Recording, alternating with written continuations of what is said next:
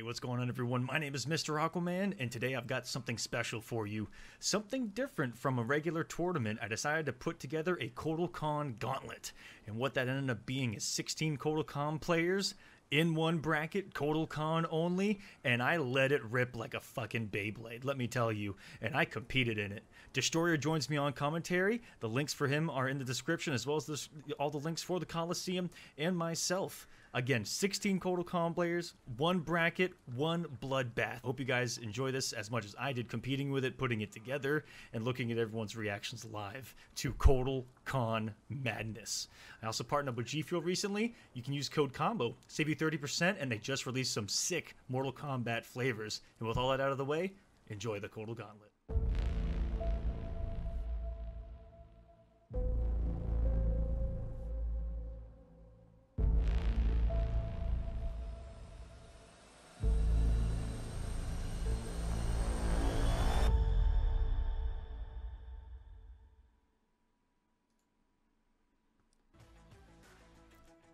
What is going on, everyone, and welcome to the top 8 of the Kotal Kahn Gauntlet here at the Coliseum. My name is Mr. Aquaman. I got bodied yesterday. I won't be competing tonight, but I'll be here joining you on the microphone, and joining me is going to be none other than, for the first time ever, Falcon. Welcome, everyone.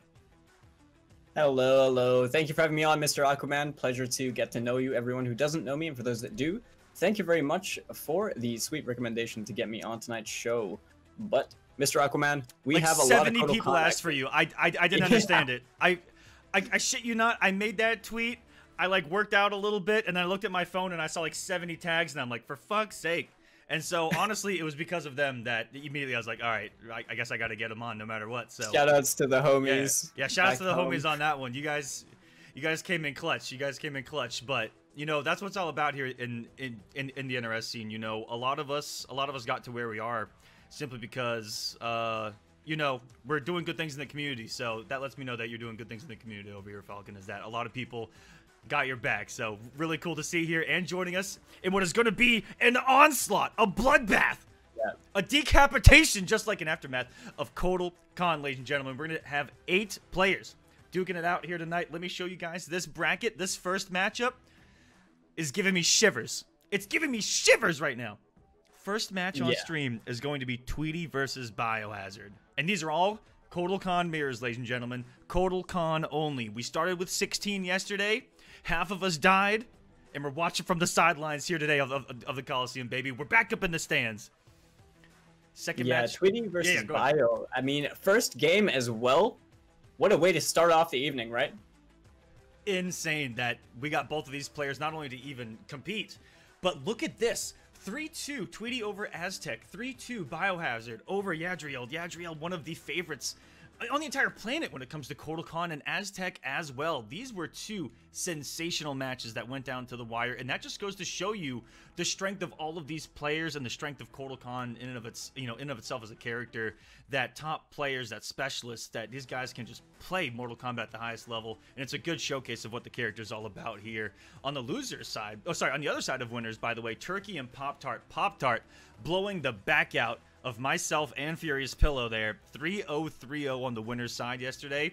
My dark horse pick to win the entire tournament, Pop-Tart 964 right there. Turkey as well is a guy that has multiple top 8s online with Kotal Kahn. A specialist right there. 3-0 Tigers to get here. Disgusting, by the way. On the loser side, Varahel, one of the other major dark horses that a lot of people here in North America talked about.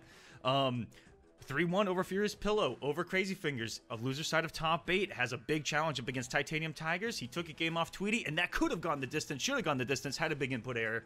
And then Yadriel versus Aztec. Aztec taking it over me in a close one, in a fun one. And same thing with Yadriel versus Shenless. All of these guys taking games off of each other. There were not a lot of 3-0s, decent amount of game 5s, and I expect no less here in this top 8, as I will get these invites started here. But I'm also going to pull up the match arena, where we're already over $500 in this pot, by the way. That is incredible. Thank you guys so much for contributing towards this. And, you know, I mean, all these matches are super exciting, especially for myself, who primarily, you know, resides within the European community. I don't know and haven't really seen players like, you know, like Pop-Tart, who you mentioned, the other Dark Horse player, Varahel. over there in the loser side of the bracket. Now, I'm really excited to see how these guys actually handle, not only do they play Mortal Kombat 11, like how they handle that, but really the Kotal Khan mirror match, because that's not something that I personally get to see very often, if at all. Yeah, it's not something that a lot of people get to see, and I hope that with you guys, you know, seeing so many matches yesterday, there's something almost beautiful about the Kotal Khan mirror when you're not looking at all the damage that the two are puking out on the screen, right? When you're not looking at that, there was one moment on commentary I was kind of proud of myself because I brought up what the Kotal Khan mirror can do and some of the beautiful things that you guys are going to see when it comes to simple spacing in fighting games, and it's the threat of forward 2 and how Kotal Khans are going to spend almost most of today trying to bait the other one into doing it. And it's almost most of the Kotal Khan mirror is playing around that simple aspect of who's going to blink first with that forward 2 and who's going to miss it. And outside of that, I expect some insane gameplay because we got, I mean, Biohazard tweeted these could be world finalists. The execution's been really tight from everyone too. I've seen so many flawless blocks, so many huge comebacks. I am loving this Kotal Khan Gauntlet as we jump into our first match here. Tweety versus Biohazard. We're starting things off hot and heavy here. Winner's side, top 8. Yeah, really excited to get this stuff started. Bio is rocking, the Kotal the Barbarian.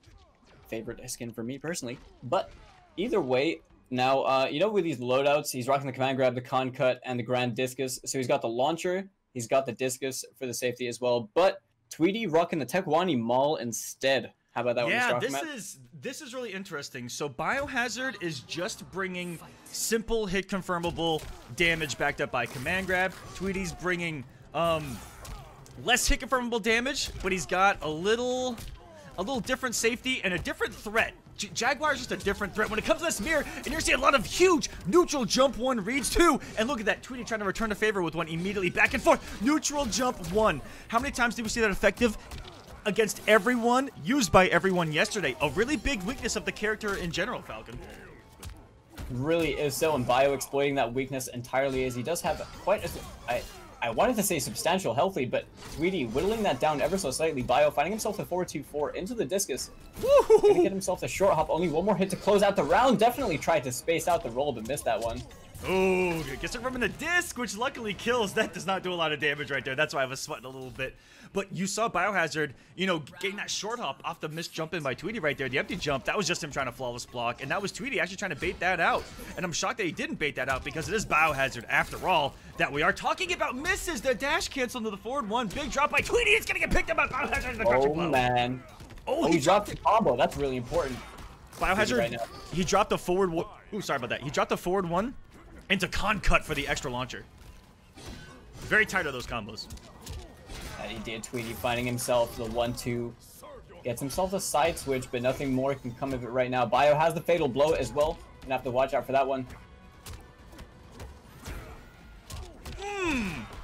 Tweety, using that +1 really well. That's a spot in the mirror where both Kotals, it's like, who's going to be the savage to swing right there? Does Biohazard that time around, but Biohazard gets a massive cash out here.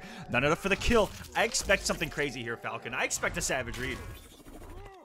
Yeah, really good decision making from Tweety as well, not to spend the break over there. Has the other round to work with just in the worst case scenario. Oh my god! But right now, the Tekwani Maul coming in clutch. Oh man, that was scary. Biohazard with that wave dash up. Saw the roll from Tweety. If he would have like input a command grab or even a regular throw, something right there to check him, it looks like Biohazard was a little afraid of like maybe a roll fatal blow or something there coming from Tweety. Neutral jumps again, doesn't find himself a punish on that whiff. But Bio right now trying to establish as much offense as possible. Gets a little bit of damage on the table. Pushes Tweety towards the corner, but right now, yep, he's just trying to find an opening. Ooh. And there is something, you know, so many Kotal Khans, I would say 90% of the Kotals that were in this gauntlet, maybe 85, have not used Con Cut. And Biohazard here has showcased that move, yeah, the unbreakable damage and the armor break is stupid, like broken stupid, but that Con Cut gets people off defensive meters so easy and so frequent that it truly opens up like even more offense at times. That's gonna be a big kicker from Tweety, who takes the health lead with it too. That he does, calling that out entirely, making Bio whiffing. And then cashing out with the fatal blow. This isn't enough to kill, but he's going to put himself in a really good situation where it's going to be guess for game. Bio right now going to have to be really careful, but the big call out on the command grab, the neutral jump. Tweedy going to take this game. Wow. I mean, this is what I expected, Falcon. I expected it to be this close start to end, especially two titans of the competitive Mortal Kombat community here in North America. Couldn't get my you know, EU Codals in here. Anna's Bananas out there, Omega, all you guys. I do want to get, you know, this is definitely just like a test, and moving forward, I do want to try to implement ways to like do exhibitions of like, you know, complement this with a couple of EU exhibitions. Just didn't have the time this time around, guys, but do want to show some love to those international players as well, as best I can. It is hard. It is, but you know, either way, you know, the North American region has a fantastic selection of Kodokans to offer. We have a plethora of competitive as well, like just tournaments in general, exhibitions in general, that as well. Yeah, and we're, you know, we're seeing these two familiar names that we see play a lot online and in the offline scene. It's really cool to see, and obviously no surprise to us who have seen these guys for so long, once again in Winners Top 8. But this time with a twist, and I do like the idea of rocking the whole, you know, the Codal Coliseum as well. Codal only, baby. Alright, gets himself a nice pickup over here. Biohazard gets a nice health lead to start off with an excellent position on the corner. With the corner, sorry. Wow, what a block right there by Tweedy, but has to go for the forward one to get that punished just because of the pushback right there. Very negative is that neutral short hop kick that you're going to see a lot of Kodals use, Falcon, because it's actually disgusting if you think about it, and that's just Kodokan being bad. And speaking of bad, I hate to say this, but that was bad of Biohazard to miss out on a punish. That was Kodokan whiffing for 18 years. That whiff was legal.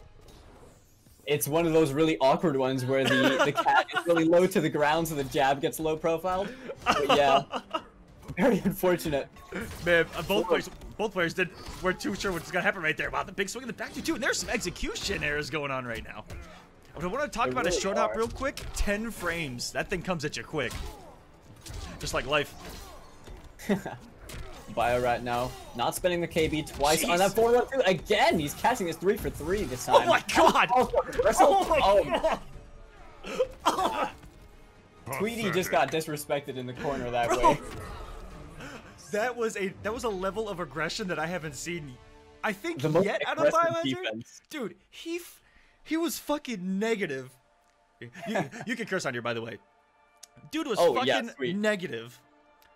Swung for his life, got hit, and then Flawless blocked him in the hit advantage of it. That's a savage, and that's someone I don't want to play against ever. This is something I've been saying recently, that like Flawless blocking on hit is such a scary thing to deal with when you're dealing with someone that knows how to use it so well, because it feels like you're second guessing your offense and your hit confirm sometimes, and that's terrifying, you know? Yes, and with Codal, that's 90% of his offense is jailing off of his pokes, but that's where, in that hit advantage, Bio can be guessing either Flawless block, or command grab on top of just that Flawless block and the hit advantage. So that is one thing that Tweedy can do to kind of counter that as the set goes along. We'll see if what Biohazard does in the hit advantages moving forward, though. I wonder if this is going to open up more room as well for the command grab to start working a bit more, but a really nice whiff punish on the up 3. Walked forwards ever so slightly to bait him into using it. Gets himself the corner as well for 33%.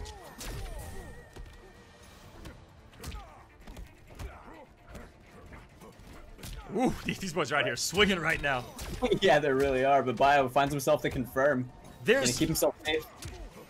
There's an awful lot of reasons you're going to see this is starting to look pretty dominant here for Biohazard. The reason why you're seeing a lot of short hops in this is because they're just making hard reads on command grabs, trying to get those pokes to whiff, and being airborne is just really good against Codal, because if Codal swings with a 1-2, if he swings with a forward 1-2, if he swings with a forward 2-4, that was fucking disgusting, by the way, is that it's going to drop. So being airborne against Kodokan, not the worst idea. Jesus! I think you're right. Bio right now is literally in the Matrix. Dude, he's hacking it. He's like AI on hardest. He just knows what's coming next. What? he just knows your inputs. He even had the flawless block right. Okay. My goodness. Okay. Okay, All that right. is some new tech from Kotal Khan right there that Kotal's just started using, to my knowledge, as Tweety is going to try to make this comeback off the Fatal Blow, is that in that, you know, man, it's very hard to see because not a lot of people fully swing into a parry like that with a multiple hitting string. But Kotal's can kind of put in that flawless block right there and do some disgusting things. Okay, Tweety, get the guaranteed damage. He's going to praise the sun, and there's nothing that Biohazard can do right there. Yeah. He could have, like, backdashed and did an unblockable, you know, but almost an unwinnable position right there. With the sun up, that would have killed it in a single tick. Yeah, it's really kind of like a very akin to a damage over time situation. It's just don't really walk into it. I mean, it is the same thing. But a nice whiff punish right there with the back 2-2, forcing Tweety to use the breakaway right here. Oh, the 4 fucking versatile again. Bio is relentless with this right now as he moves on with this corner pressure. Absolutely smothering Tweety over here. Trade for trade, advantage for advantage. The down 3 on hit into the command grab. I'm not gonna lie. I got killed in a lot of situations yesterday that Tweety just got killed in. Counter poking down 1 with like down 3, and it's not big enough, and it whiffs, and then you lose your turn, and he's gonna drink up that blood, get the damage boost going, and praise the sun. Biohazard not phased by that first game whatsoever, and these flawless blocks are igniting the arena here tonight. They are very ignorant to the offense of Tweety right now. They really just say no, you know. Stop. And it's really brutal right now because Bio just seems to. Now the first time he let that 1-2 tick as well rock, I think, is the time it really worked out for him. Right at the end of that game. I mean, he hadn't used it an entire time to set, as far as I'm aware. I'm pretty sure we haven't seen it, but. Yeah, man, Bio looking super strong right now. Tweety looking a little bit lost. It's really been those flawless blocks where Tweety is now inside his own mind, going, when the fuck do I even press a button? And Tweety's definitely the kind of player that I feel. Is tough. Yeah, he definitely fights back a lot harder when his back is against the wall, though. So this is not something, you know, that I think he's too phased about. He's already thinking about exactly how to blow this stuff up, and I'm sure we're going to see some changes as we go into a potential final game over here between these guys. Oh, hello. Goodbye, health bar. And that's why that armor break is so disgusting, because you watch half of someone's life bar disappear for free. Right and now, what a start. Has a dominant healthy, but the standing 1 take not going to work out for him. Whoa! My goodness. Frames from not working right there. That down from Tweety. A little on the riskier side, but he is checking him on that forward 3. He is keeping Biohazard honest. Because I like the use of the down forward 2 as well to try and call out the neutral jump. Because I don't think that... Wow. Okay. I don't know how that forward 2 worked. I thought that he was about to get hit. It looked like Tweety had something active out there, and it just went through it. Yo, Kotal's broken. in both ways. The standing 1 command grab tosses him in the corner. This for a normal throw. This is a nice little bit of damage. Forcing Tweety to use the breakaway. So there has been this great Kotal Khan scare post-ultimate. And everyone seems to forget that he has 2 crushing blows on throws as well. Just an added little threat right there. That was really smart by Tweety to at least side switch, because he was dead no matter what he did. Yeah, definitely. I was just about to say the same thing. And over here, he finds himself a nice hit, but this is the problem. Sucks. When you don't have the con cut, you're missing out on big confirmed damage that Bio is getting. Ooh, oh my goodness. Those active frames on jump 1, let me tell you, it's like watching David on the Sistine Chapel ceiling reaching out to God. He's just, whoa! All right, forward 1-2. Gets the side switch as well. Tweety opting to back off, maybe looking for a discus toss or something, but gets that a backdash nice sucks, by the way. Down. Falcon, you just keep going. I'm just gonna downplay behind you. Well, Bio right now gets blown up by the neutral jump. Tweety not finding himself to confirm that he wanted, I'm sure, but the Grand Discus going to close things out. Tweety still in this. That looked like to be a little bit of an adjustment by Tweety to, which is shocking. It looks like he got a little more aggressive. Yeah, I was just about to say even though that that's Tweety what was getting him feels burned. like the aggressor. Yeah, even though that's what I feel like was getting him burned, he's just so strong mentally to be able to say, no, I'm going to keep trying to establish my game. And that can be really hard to do, especially when you're down like that. Yeah, you know, it takes a certain kind of player to be able to understand just how to play the offense that hard and, you know, not let your morale be affected. I think that's a really big part of it.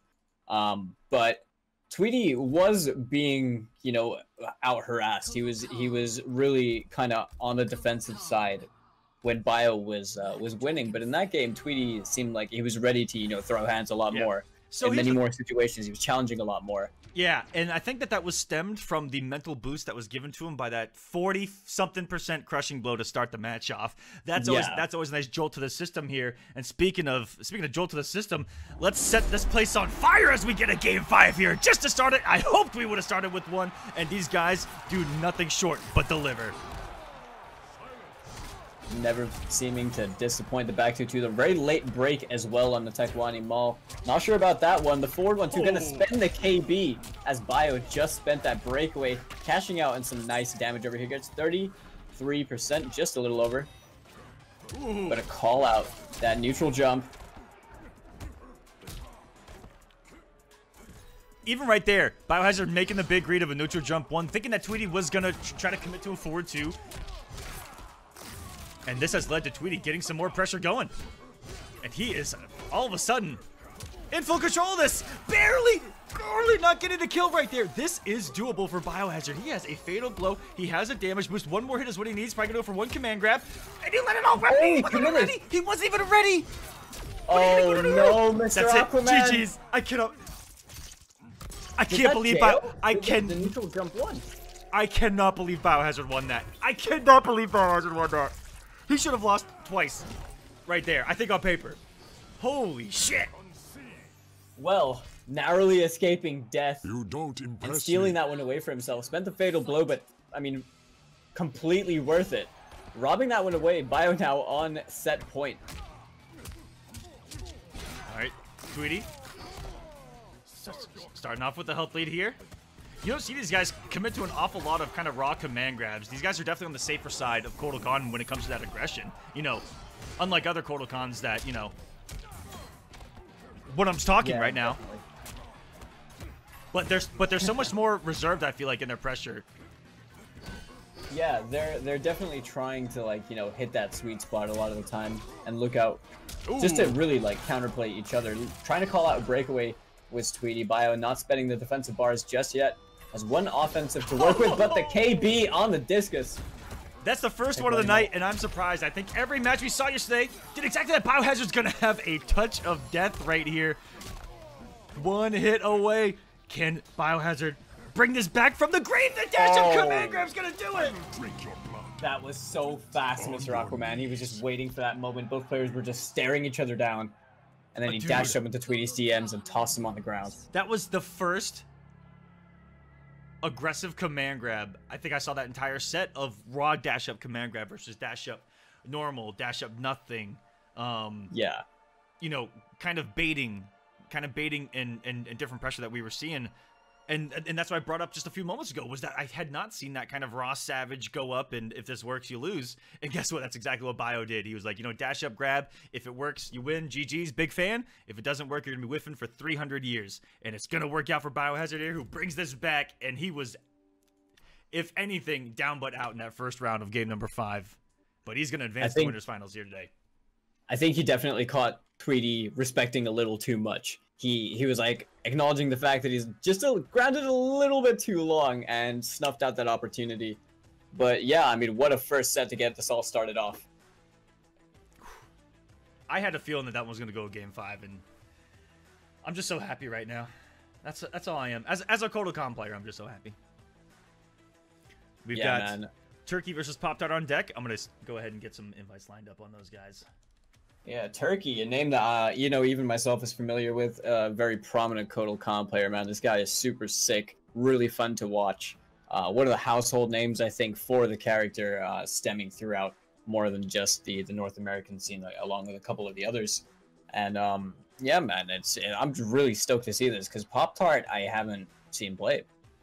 And, and that's, to me, that's pretty exciting because obviously, you know, you have a predetermined notion of one player, having seen them, having observed how they play and everything, and then when you're facing off against someone that you're kind of an unknown, it's kind of arbitrary in such a department.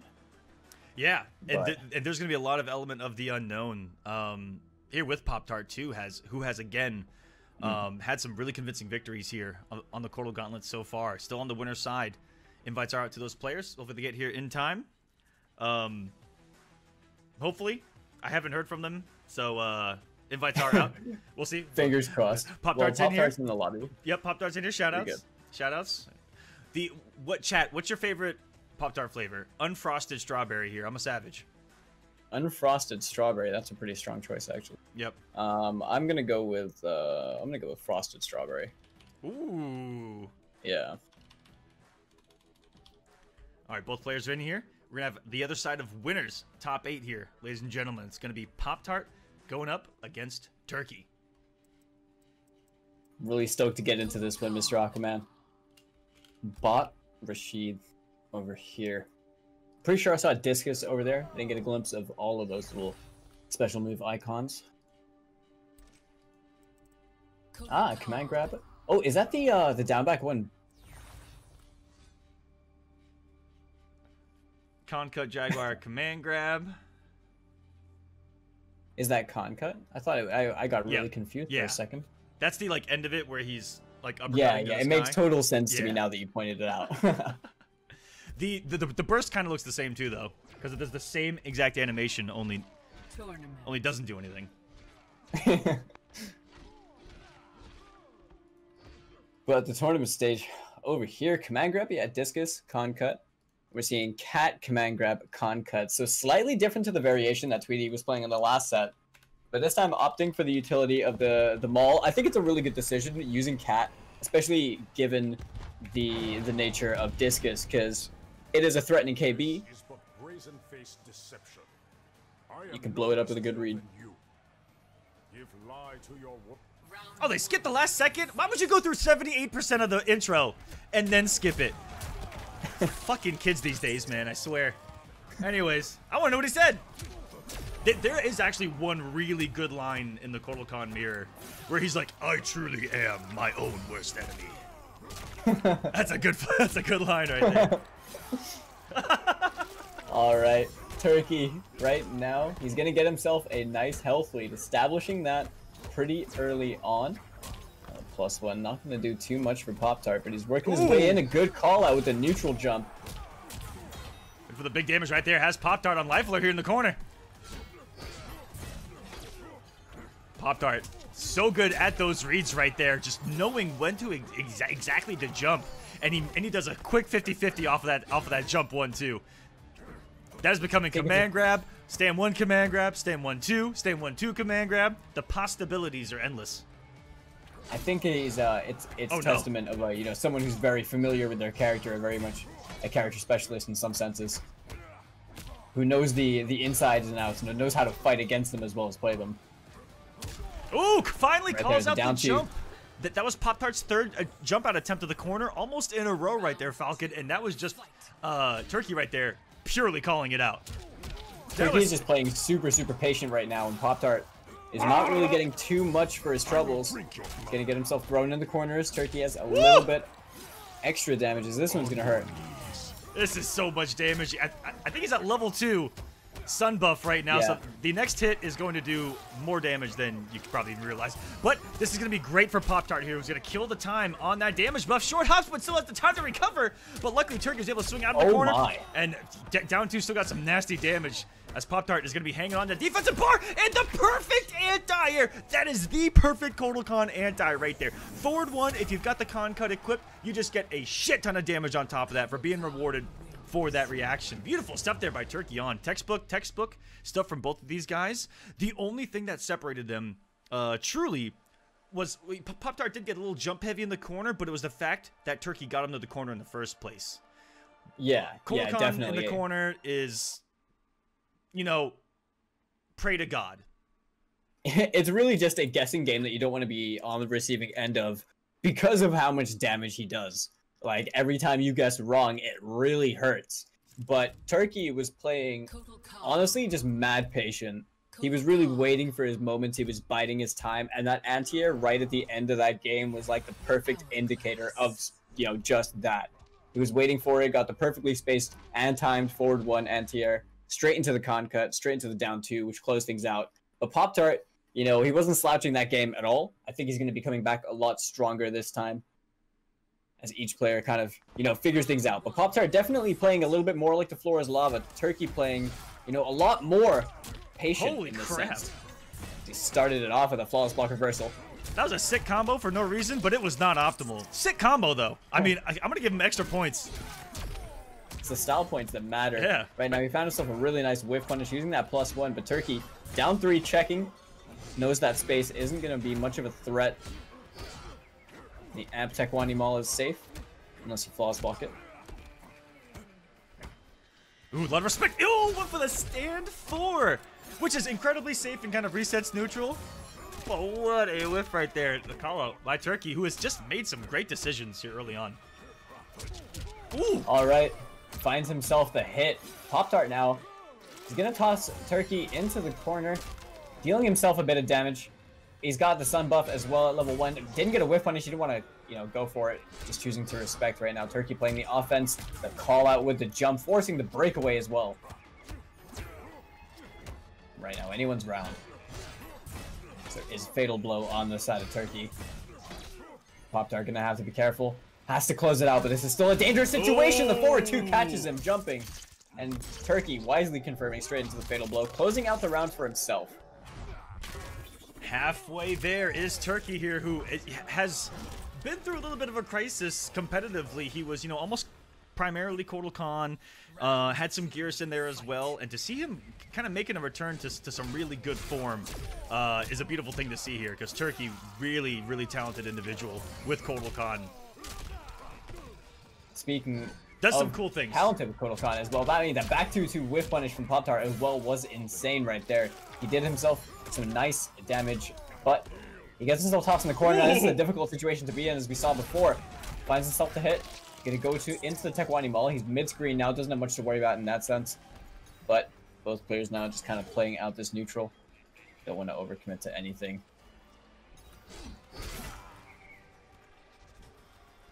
All right. Woo, these two are just spacing each other out right now, and it was Turkey again with the decision to be the one to not blink first right there. They had a stare down, and it was Pop-Tart who tried to be the one to strike, and he does it again, and now falling into a bit of a pattern here right now with those jumps, and they're being called up by Turkey, and in a very optimal way too, with anti-airs into the con cut. Back to back though, Pop-Tart getting away with 2 jump ones there.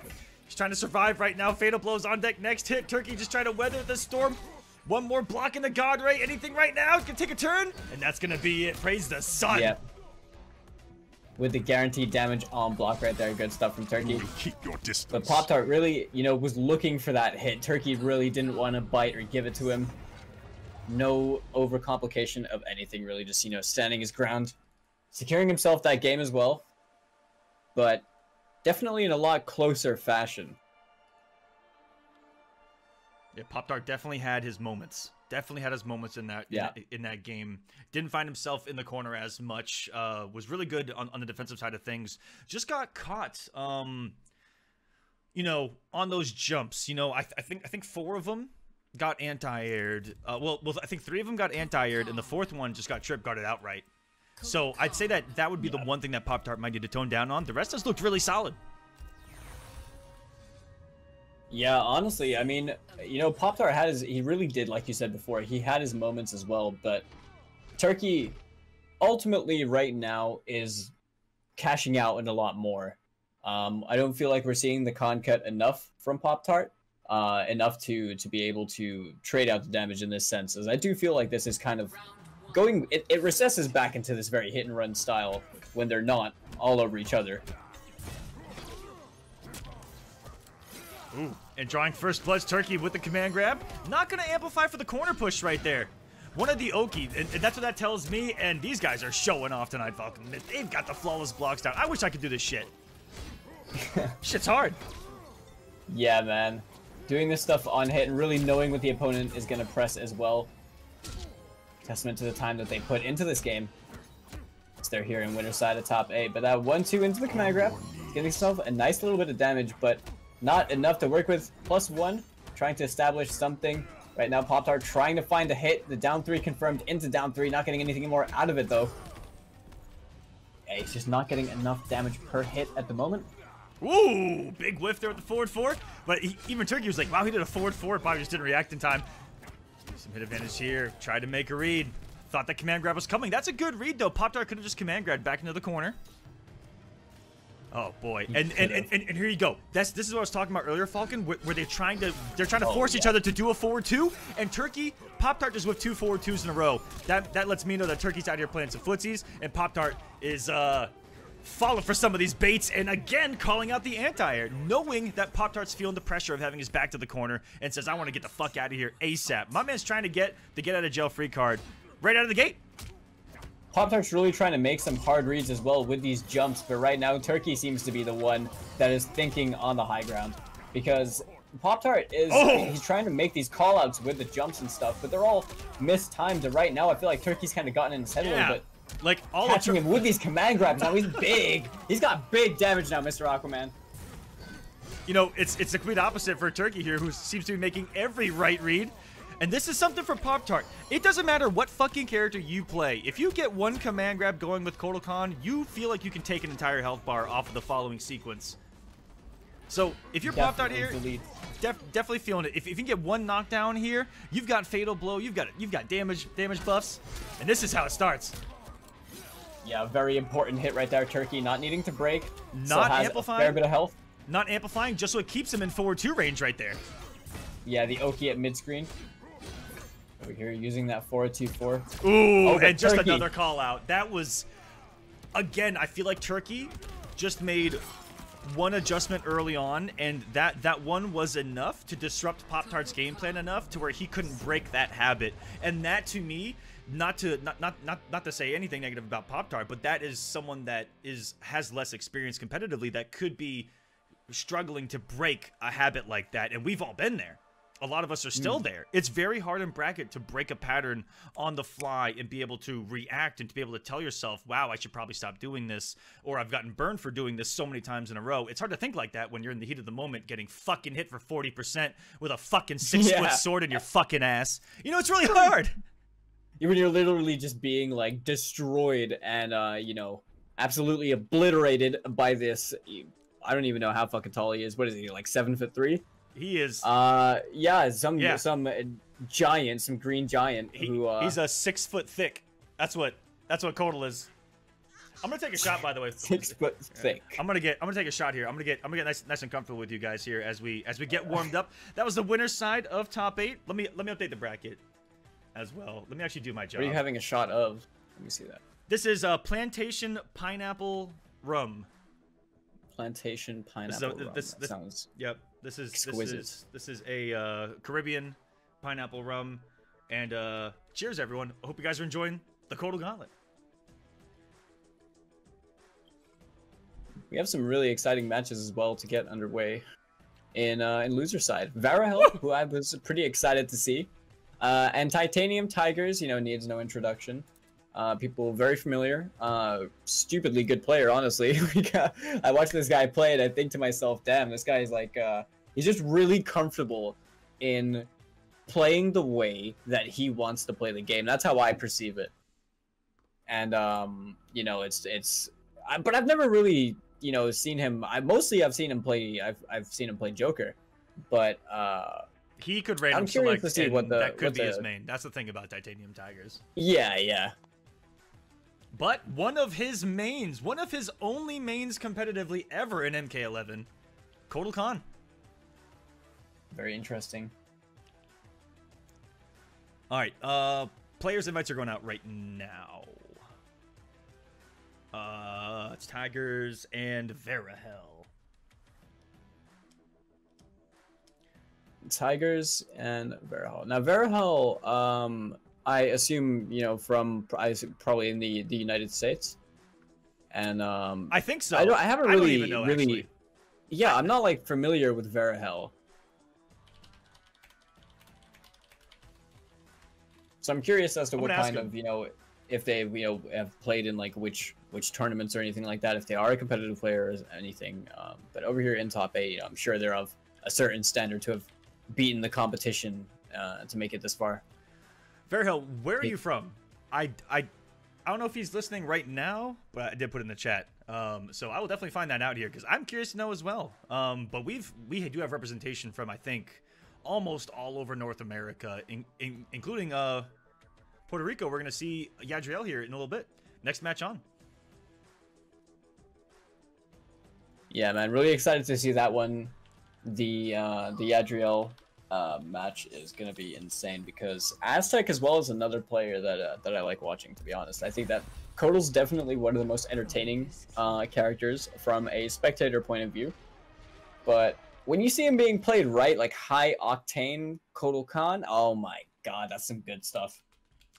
It's like watching one of those horror films where the horror guy is like the mass murderer is the good guy, and The you're like, horror guy. and you're like rooting for him. You're like, yeah, kill him. Like that's watching yeah, kill him, fuck yeah, Kotal Khan, yeah, Papa Khan's pizza, more damage, more ingredients, Papa Khan's.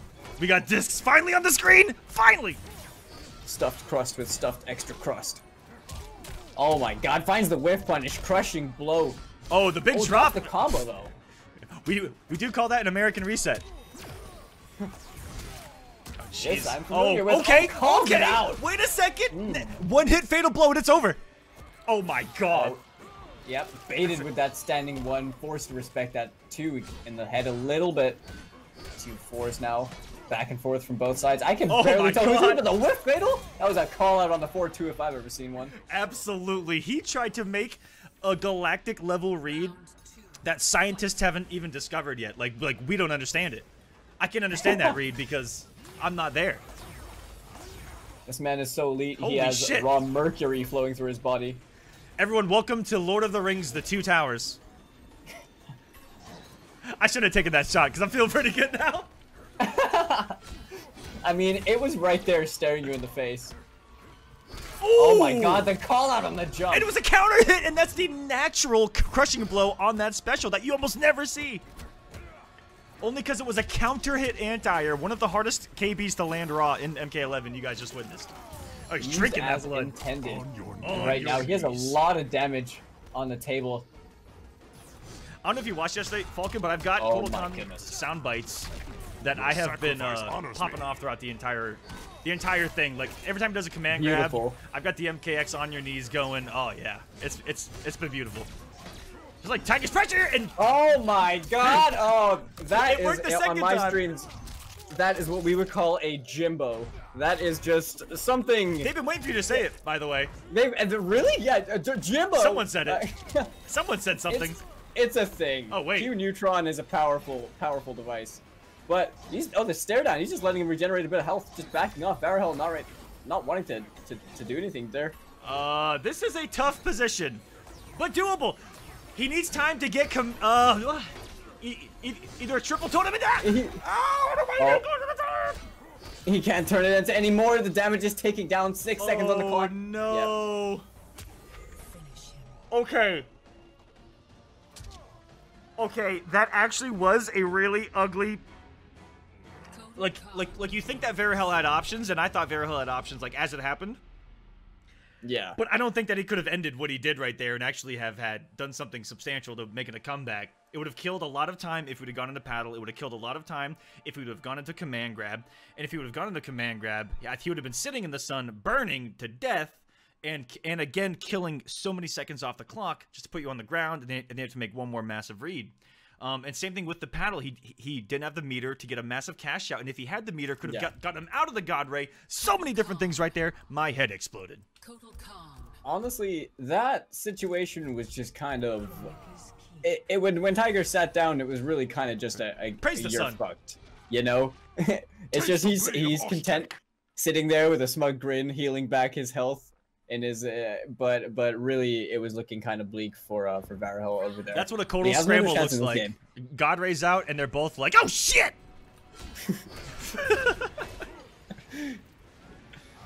Over here, he's setting out the totems, trying to find a KB with that discus, not gonna work out. I can barely tell who is fucking who right now. Like, right? Varahel, he's rocking the blue tattoos. Titanium That's Tiger. like the only difference. Ooh. Tigers. I'm actually gonna deduct Tiger's first game simply because of his variation name. So this is actually 0-0 still. How do you read that? And oh, I read that. And okay. Varahel, I'm actually gonna give Varahel a win just for being a smart player and advertising his Twitter and his handle. Very smart stuff right there. No! That's unfortunate. Oh God. Oh, Mr. Aquaman. I feel like I should drink for that one. I mean, I'll take another shot. Say I want. Oh my fucking. It's coming. It's coming.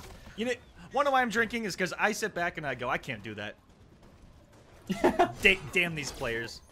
Fucking kids and their fucking hours put in the lab. How fucking dare they? How fucking dare these kids go in the lab, put the time in, and fucking do godlike shit? Now fuck that, man. Oh man. Oh, Tigers is being a savage right now against anything that Varahel is trying to do. The down 4 confirm it to the unblockable and guaranteed. Danny on the table gets frozen in the lamest position possible. Oh, what? The down 2 whip. Oh, he did. I think. Oh, the anti-air. So, I know what happened there. Tigers is gonna be one. That might be dead. Jesus, a 28% command grab, 29% rounded up. Disgusting. I forgot what even happened right before. The Tigers just did shit, and it worked. You can do it too. Pick up Kotalkan today. Yeah, he's like an he's a walking advertising campaign. Do you want to shit damage? Do you want to? He's highlighting. He's like, yeah, it should be nerfed by the way. I think I'm gonna make a like Kotalkan ad, like a 80s cartoon Kotalkan ad for MK11. Do you like damage? Do you like shitting out damage? Do you want totems? You want a cat form? Cats are cool. Damage, totems, damage, totems. If you equip the totems, you can stack them. And then that's the hype. It's just an action figure with stackable totems. It's just a never-ending stack. In the fucking heavens, like clouds and shit. Birds are passing it. There's a plane passing by. Ooh, Varahel is contemplating bringing Concut here and giving up a lot of pressure. Are we gonna see some damage? This is totems? That was pure damage. He almost picked pure damage. Totems sold separately. That's right. $5.99. I want to see them being used, like, because I know he's been using them, but he hasn't been using them, you know. So I want to see some explosively high numbers being churned out. I'm shocked we haven't seen above 50%. I think we've only seen it once, or we've gotten close once. But I'm actually kind of shocked. I think we've been around like 40 something. Yep. We've been around the 40s. 40 somethings are pretty average. And then I look at other characters puking out 50 to 60%, and I'm like, you guys really think that's a lot of damage? The empty command grab with the triple stacker right there. Oh, he's fucking dead. He's fucking dead. Oh god. And he's got so now he has 2 natural damage buffs on. And so this is, and watch how much this does raw, not even amplified, because he has raw damage buffs off of it. Oh yeah, he tries to get a call out with the tick grab a little bit too empty from Varahel. Yep. Is this game 3? It is game 3. Yeah, Tigers has been on pretty much just a tear right now. Looking at that one totem. I'm surprised we didn't see a flawless block right there. I think he might have tried. He's just basically just standing still. I think Tigers is trying to show off a little bit here. But you know what, Tigers? You might want to try blocking. Maybe he was going for a real... Oh. Okay, I mean, definitely was going for the flawless block, but maybe he was also going for like a natural babality. Or like a natural friendship. babality. Sorry, I'm an MK9 player. Winning without blocking is a baby to me. I understood, Fuck. But... Fuck. Damn, I'm old. It's alright, man. That's a lot of whipping. Back 2-2s. Oh, calls out the breakaway. He's gonna get the round with that 474. We got close. Is that one the top? Is that the top damage right now? On the knife. 474. All right, let's top that. Let's see some higher numbers. I want to see someone break 500. I want to see someone break. Listen, if you get 3 totems and a parry, you can get that off of a disc. Crushing blow. True. Jesus, true. look at how much damage on the screen. Oh my god. Varahel getting something stylish going on. 414 off of a flawless block up to what a fucking legend. An absolute Chad. He gets poked right now. Gets opened up, Tigers. Not being able to. Do you like doing flawless blocks? Do you want big reward? Kotal Khan.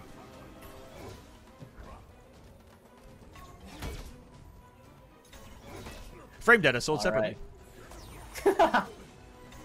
Oh, he's gonna eat that to the spleen. I don't even know if the spleen's there anymore. I question my level of anatomy. Oh my god. Now the triple stacks. There's so much power on the screen right now. Unlimited power. Look how much damage that disc did. He's fucking dead. He's fucking dead. He sent it. Well. I don't know if... Okay. You know what? I kind of saw that coming. I think they might go back into the same thing. But right now, Varahel only needs the one touch into the fatal blow to start something. But Titanium Daggers doesn't have the bar. Oh, the shit. Forward throw. Is that going to kill? Nope. Okay, he is going for a friendship without blocking, I'm pretty sure. Oh my god! That is a brutal. I've never seen that in tournament. Jimbo? Question mark? Patrick got his ass. Patrick Star with the assist. Get fucking nuked. No, this is Patrick. My god. The Atlantean assist on the Sea of Blood. I didn't even know that was a thing. He's fucking. I had no idea. He's fucking dead. He's fucking dead. The Kraken Pour got one him. out. Oh my god. Yeah, pour one out for sure. Yeah. I'm about to pour one out into my mouth real quick. Wait, that doesn't sound right. Oh, well, Aquaman out of context. Definitely pushed the wrong button right there, too. I meant to go back to casters on that. Hi, everyone. Look at Falcon over here drinking water like a healthy individual. Yeah, man. It's the good shit. Nectar of the gods.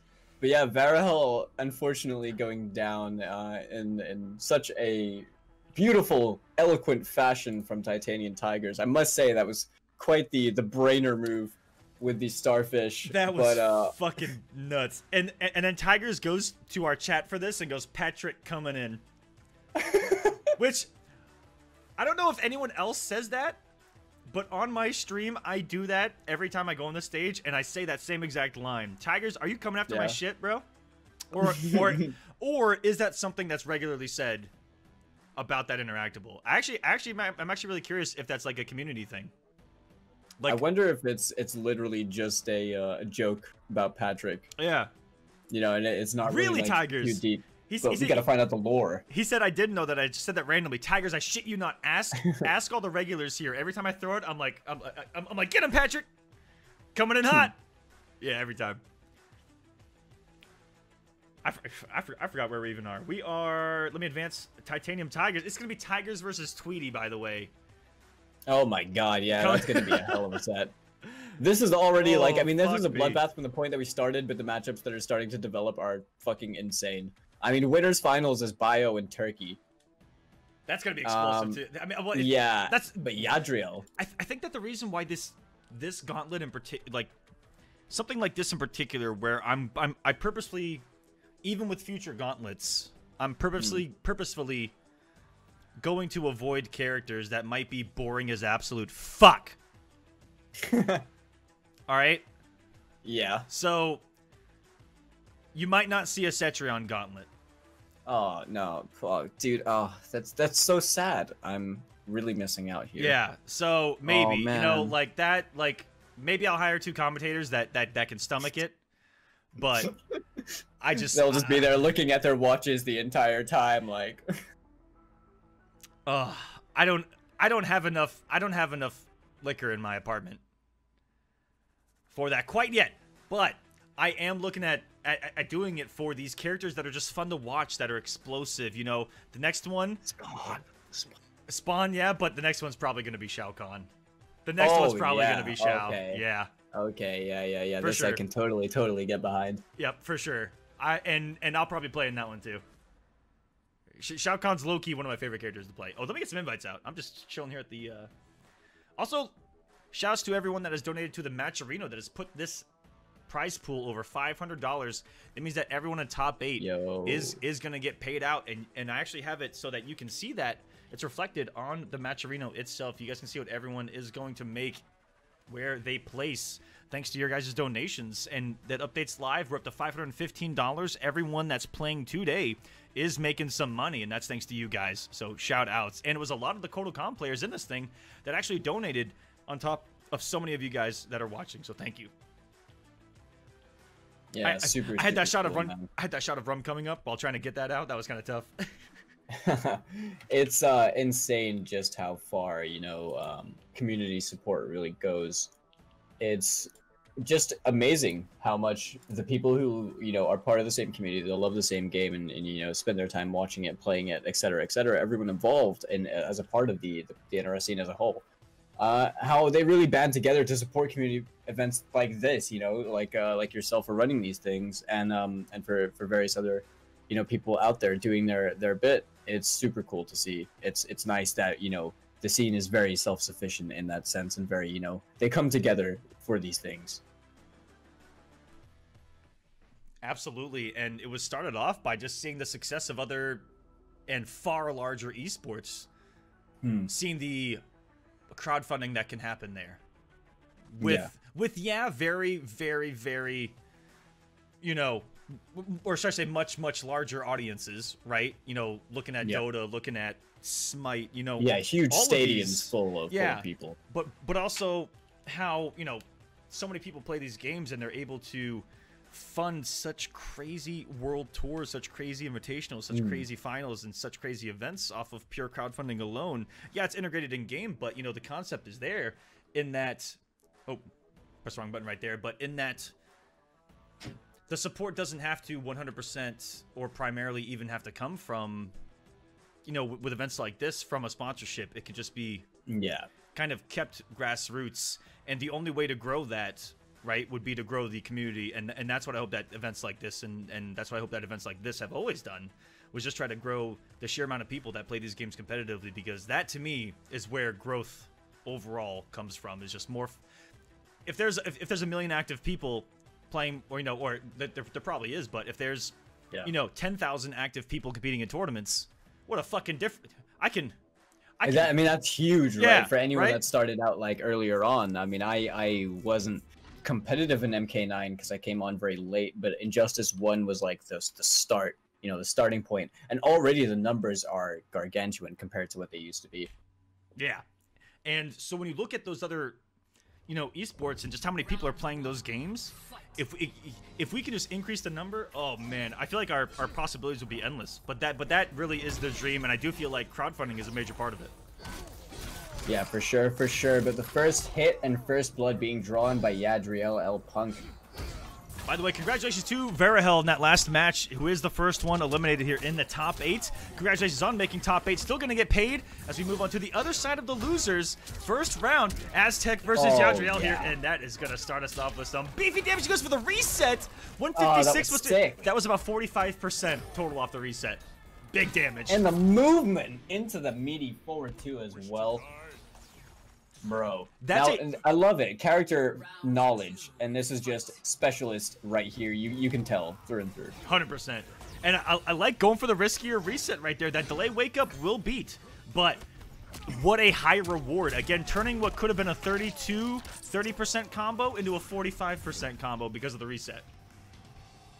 Yeah, but right now, Aztec, no stranger to Kodokan himself. Really strong player. Right now, gets himself tick grabbed. Yadriel is gonna get a bit of a health lead, I think, with this. If not even out. No, he's still with a health, that's it, just slightly. But he's got the damage totem out. He's got a bit of a damage buff. He's got the corner position as well. Aztec holding that +1. Ooh, going to the back 2-2, which covers a lot of those jump-ins, and he gets the massive cash out of the crushing blow. Aztec coming alive right now, and how many Kodals tonight have we seen come alive after a crushing blow like that? And now, look at that. Look at the movement and the aggression by Aztec, the comfort level increasing. Got that serotonin or whatever the fuck is in there going. And right now, Yadriel tosses him in the corner. Aztec only needs one more hit to close it out, but that's the hardest part to do, because if you make one mistake, you are deleted. Yadriel takes the first game. Yeah, he's fucking dead. Ugh. That's still not the highest damage. Still that was not, 439. 474, I think, is the highest. But that is still ridiculous damage for Yeah, two crazy. hits and a fatal blow. Now, what sucks is, like, Aztec was building a lot of momentum off of the KB. When he called out the armor break, he was building so much momentum for himself. You could tell he was really confident in his offense and his pressure. But it slipped through his fingers. Like, he made one wrong call, and it just, like, you know, kind of passed him by. Yadriel stole that one away from him. But generally, yeah, Kotal Khan, very momentum-driven character. And when people, you can tell when you're playing, like, against someone that mains Kotal Khan, they're very good at using that. That it's explosive like damage to scare you. It's that one hit, and then they wave dash up in your face, and they're like, "Yo, what's up?" And then they're like those guys that get up in your face, and they're like bumping you with their chest. You know? Yeah, man. There's like love tapping you, and you're like, "Bro, they just will not get out your shit. Let me fucking breathe." That's real. Personal space. That is Kotal Khan with momentum. These Kotal players with momentum. We like to get up there and make you sweat and go, "Ooh." Dash up, hug. Yeah, and that's exactly what Aztec was trying to establish right there. But let's see, you know, he was like, okay, 4-2-4, fatal blow, the rob of robs when it comes to Kotal Khan. I've taken billions of matches with it alone. I've robbed people blind. It's perfectly fine. I think that he's gonna still be strong mentally here and not let that get to him, as he's got the early health lead and almost had the huge lead right there with the raw cut. Or the the flawless block on that jump in. The up three gonna go through. Nice confirm as well. Answered right back with a floss block of his own. Waits that out. Good call out. Saw that there was no meter and nothing to jail into off the 4-2-4. Now back to could have killed right there. Yadriel getting away with one swing. Luckily got the trade. This is going to be a tough position. Aztec once more. Falcon not bothered whatsoever by the end of that last round. Good thing to see. Yeah, really, really is. He's definitely focused on what he needs to do to win, but right now he's got himself in a similar predicament where Yadriel is one hit away from death, but calls out the option to try and command grab in his turn. Aztec looking pretty on form right now. I mean, Yadriel's movement as well is fucking insane. This guy is really, really schmoving. He is this as I say it. Yeah, he's one of the crispiest wave dashers when it comes to Kotal Khan right now in the community. I saw him do a skate yesterday that looked like it was 6 dashes in a row, and I struggle at 3. I'm really good at it, and I struggle at 3. And that's someone that knows what they're doing. Very crisp on those inputs. I definitely see the same thing from Aztec right there, but he got whiff punish, and with that damage totem, he gets himself almost 27% right there. Oh, unsafe. He's going to get punished. 2-2-1. Optimal starter gets that meterless launch. That actually happened to Aztec yesterday, I think once or twice, where he said that he did, and I got it too. Hello! Yes. Where he got the input error on that 4, just missed a disc. He just needs one more, and he bet it all! I cannot believe it. What a savage. Aztec was like, nah, fuck it. I'm throwing this, and if it works, I win. You gotta put some respect on that right there. Aztec not afraid. He did that without breakaway. Well, yeah, he just fucking did crazy. It. Off a forward 1-2, there is no mix-up right there. And that's why you see another Kotal Khan who happens to be in Winners Finals in the chat go, wow. Because even every Kotal player went, that was fucking ballsy. Yeah. Yeah. I mean, listen, it's like you can I've tell. done ballsy unblockables, but that was fucking ballsy. Kotal Khan. It really was, especially when he had, you know, the game deficit. It's like when you're closing out one for yourself, I think that's a really good way to say, hey man, I'm pretty comfortable now, you know? The engine feels warmed up now with Aztec. Yeah. One thing I have not seen, aside from myself dying trying, is some of these other Kotals going for more unblockables like that, and damn. Now I can say I have some of that wild stuff. One game apiece here. Oh, you see that? He tried to forward 2 out of it. Didn't work as Yadriel found himself the hit. He's got himself a little bit of a health lead right now. Was trying to find a whiff punish, but that latter part of the string, pretty hard to whiff punish on. Oh. Drop kick to the face. Trying to call out breakaway, but no dice. Ooh, different pressure by Yadriel right there. You almost never see that. And it's really smart because 3-4 into the disc is actually going to be... Oh my god! Yeah! He broke, he bit. He did it all. Aztec says, I'll take that.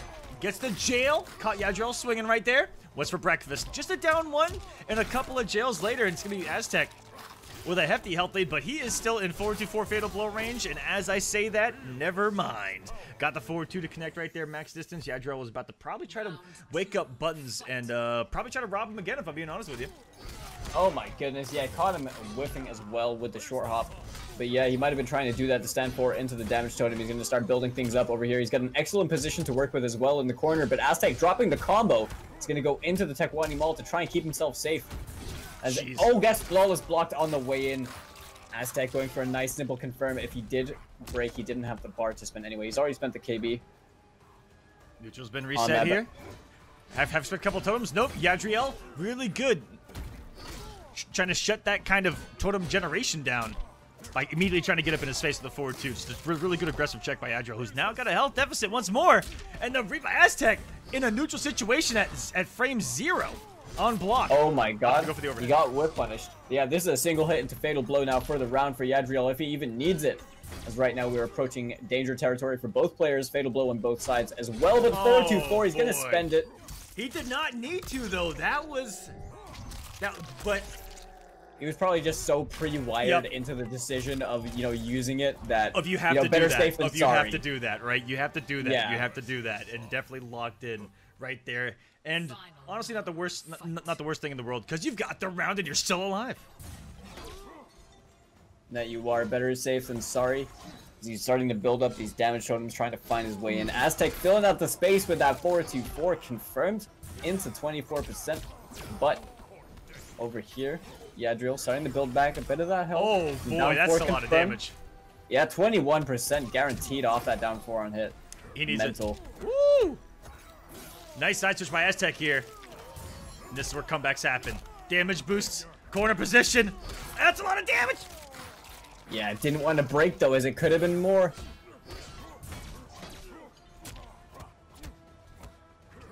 Ooh. Short hop. I think they both went for it right there. It's all about blowing up those those counter pokes in those situations, or making a really hard read on command grab. Has to knock down 160 health. He's gonna go for something crazy. Here goes the Lucha. They both went for 20 years. Oh my god, that was a bad call out as well on the standing 1 command grab tick. But Aztec clutching that one out. He's now taken a lead in the set. With 2 games on the board for himself, looking pretty strong over Yadriel, but that was really down to the wire, Mr. Aquaman. This is a sweaty one right here, and there's a lot on the line. You know, for someone like Aztec, there may be an added pressure as that Cordal that's been kind of our representative in these NA online series, making multiple top 8s. You know, start this thing off from the losers bracket. Yadriel, who's coming as a massive dark horse, someone who's won a tournament lately, I believe, recently in Liga Latina, was looking really scary yesterday. And Aztec really trying to prove something here, and for Yadriel as well, trying to get that name out there. This is just a great showcase of not just these players, but Kotal Khan. And thank you to both these guys for being a part of this as well. They're playing. They're out here playing. Yeah, man. Like, everyone so far has done nothing but deliver such awesome content. Really, like these matches have been sick. I feel like I'm the only Kotal that doesn't flawless block after watching this fucking thing, and that thanks guys, thanks guys. I'm not doing another one. Fuck you guys.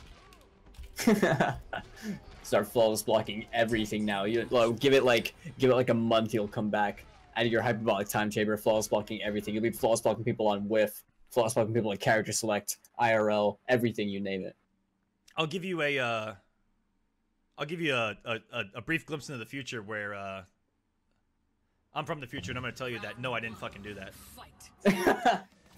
But it's like the self-depreciative version of the Terminator. Yep. It's just you know what? I decided not to do that. After all. And that's it. And then the movie just ends. Hello. I cannot flawless block. The end. Authority for a Tekwani Maul. That's a really good ender as well for damage. Like, could you guys imagine if I woke up in the morning, walked into my kitchen, and then like there's me from the future, and I'm like, you still suck. Oh, that would punish. Oh my god! Oh! Yeah.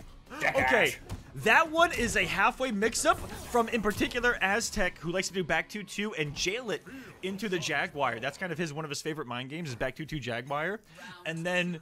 You really, man, it hit me because I respected Jaguar there as well.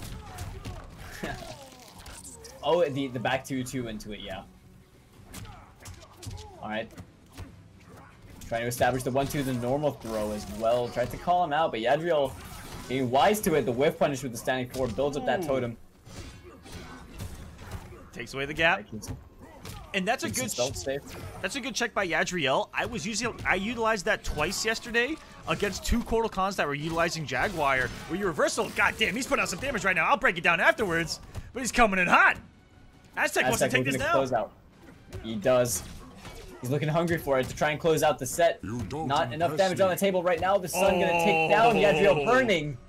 Gonna stand forward to the face. Gonna close things out. Aztec taking down Yadriel. Well, with a 3 games straight after losing the first one. And he got risky. Even that God Ray not going punished, that Yadriel's reactions, I think, were just a little bit off to some of those more negative things, but maybe he wasn't expecting it at all. And sometimes when you're not expecting it, and you even see it in a lot of casuals that I play, a lot of people miss punishes on things like God Ray and Unblockable and have trouble reacting. Mostly, you know, we can say mostly, you know, this is online. It definitely makes it better that it's online, these Unblockables and like short hops. Short hops are incredibly strong online in comparison to offline. Yeah, they definitely are. And so you're seeing a lot of that in this as well. And that might be why some of those were gotten away with, as well as Yadriel maybe just kind of being in the moment of trying to survive for one. So that's just meta one of the mentalities, just fucking survive at the time. But Aztec takes it 3-1 over Aztec, Yadriel. yeah. Good shit. That was awesome. He looked super, super strong throughout that entire set. I mean, the first game, it looked like Yadriel kind of like, you know, had the upper hand. After that, it was pretty much the Aztec show for the most part. He was just, you know, relentless. He was solid too. He was solid after that. You know, in that game 1, he really had it as well. If you remember, it was the 4-2-4 fatal blow robbed by Yadriel that took game number 1. So Aztec really was in control pretty much that whole set if you think about it. Yeah, for sure. But he's got a tough opponent to face next in the losers bracket. He's going to be playing against Pop-Tart as well, who we saw in winners lose to Turkey. Tweety, on the other hand, and Tigers, the other losers. That's going to be coming up next. It's another really exciting one to watch. Honestly, like this is possibly going to be the most. I feel like it's going to be the most scrappy of all the sets you can say for me to expect. Degenerate. This is going to be degeneracy at its finest. Yeah, it's going to be a beautiful exploitation of all the strengths of Kotal Khan. But, you know, for Tweety, it's been pure fundamentals because he doesn't know the Kotal Khan dirt or gimmicks. He just doesn't know them. So Tweety's approaching this as from a pure fundamental standpoint. As you're a strong MK11 player with an understanding of what Kotal Khan has to offer. Whereas you have the Kotal specialists like your Aztecs and stuff who know the dirt and know how to apply the dirt, and that might give them the upper hand in the matchup. And so far, Tweety's, you know, solidness, he could easily be in winners finals. He was a single game from it. It has been there. The kid's just incredibly strong. And for Tigers here, definitely the opposite of probably everything I said for Tweety, in that we might see some shit. Yeah, now both these guys, you know, not really Kotal mains, definitely have shown that they are very capable of playing, if not Kotal Khan, but MK11. Yeah, just MK11. Exceptionally well. Yeah, really, really well. But it's interesting because both these guys are obviously sick of the game, but I wonder how they're going to be playing the Kotal Mirror against each other, you know, as people who might not know the ins and outs of the mirror match. Tigers drawing it's first mostly blood. Just going to come down. Definitely definitely the more aggressive out of the gate. If you swing with 4-1-2 at the start of a match, that's someone that wants to get that first hit so bad, and that wants to get that foot on the gas pedal and get into that mode like we were talking about earlier, Falcon, with Kotal Khan, where you get that hit and just go into overdrive, baby. Yeah, definitely a very aggressive player, but both these players are. Tweety known to play with the space a little bit more, I like to think, but Tiger's an explosive player who likes to go all in. Balls to the wall. Tweety right now has a nice health lead, ending in the Tekwani Maul. A nice pickup off that back 2-2 on the airborne opponent. right now. Yeah, command grab into the corner, the slight dash forward as well. Realize he switched positions. Oh, There's not the going to sun. kill with the sun rate. Yep. He did make it out of the corner though, so at the end of the day, that's a W. Round 2, fight. That looked cool though. Still. My man yeeted into death. He looked like Icarus. Anyone get that reference? All right. Flew too close to the sun. Little too Alright, I got close. it. A little too close. All right, the back 2-2 pickup is going to end in the command grab, building on that damage buff. A really good health lead as well to work with, Mr. Aquaman. Oh, the neutral jump. That's gonna be a read you see all day long. As long as those command grabs are present, that's for sure. Ooh, backing off there. Oh, okay, want some totems. Wait a second. Now we're talking. Oh, he definitely misspaced that one. Although, if he can stack, if he can go back. Oh, there we go. So he actually reset the time on the first one. And if he can get another one out separately, he's going to do actual extra damage. A little bit of a glitch right now with those totems. Where you can get a little more damage than intended out of them. If you stack them a certain way. I've heard about that before, yeah. Whoa. The command grab, it's not going to kill. Yeah, this is... Going to give him Oki. He's choosing to back off with it. I'm shocked Tiger's Alright, backed off there, actually. Yeah, me too. Didn't want to establish anything. He's just playing it mega patient, probably trying to lame it out with the sunlight or something. Realizing he only needs one more read, but that was insane. That looked like a reaction, to be honest. It really did. That jump-in could have tick thrown alone, so that is a massive read and well earned there for Tigers, who surprised me there in that round as he eats a Papa Khan's pizza to the mouth. Surprised me that he backed off a couple times when he got a knockdown. Really did, because I thought that he was going to be the one to kind of get on the hunt, you know, be that shark in the water definitely. that gets a whiff of the blood. Oh, the punish after the flawless block on the down 2. Breakaway spent. Oh, a lot of neutral jumps right now from Tweety. A lot of jumps. The floor is lava right now. Speaking of jumps, Titanium Tiger's answering back with one of his own. Ooh, big Oh, whiff. a whiff punish. Yeah, that was perfect. Threaded the needle. Put the forward 2. There's a lot of space in between forward 2 and 4 right there. 4 little things like that too happen. Totem's out there chilling in the distance. Tigers right now. Ooh, He here we doesn't go. want to overextend. Oh my god!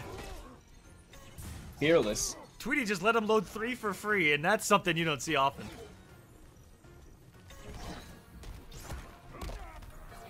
Okay, a little bit of a damage buff on there. Yep, 26 extra damage, not bad.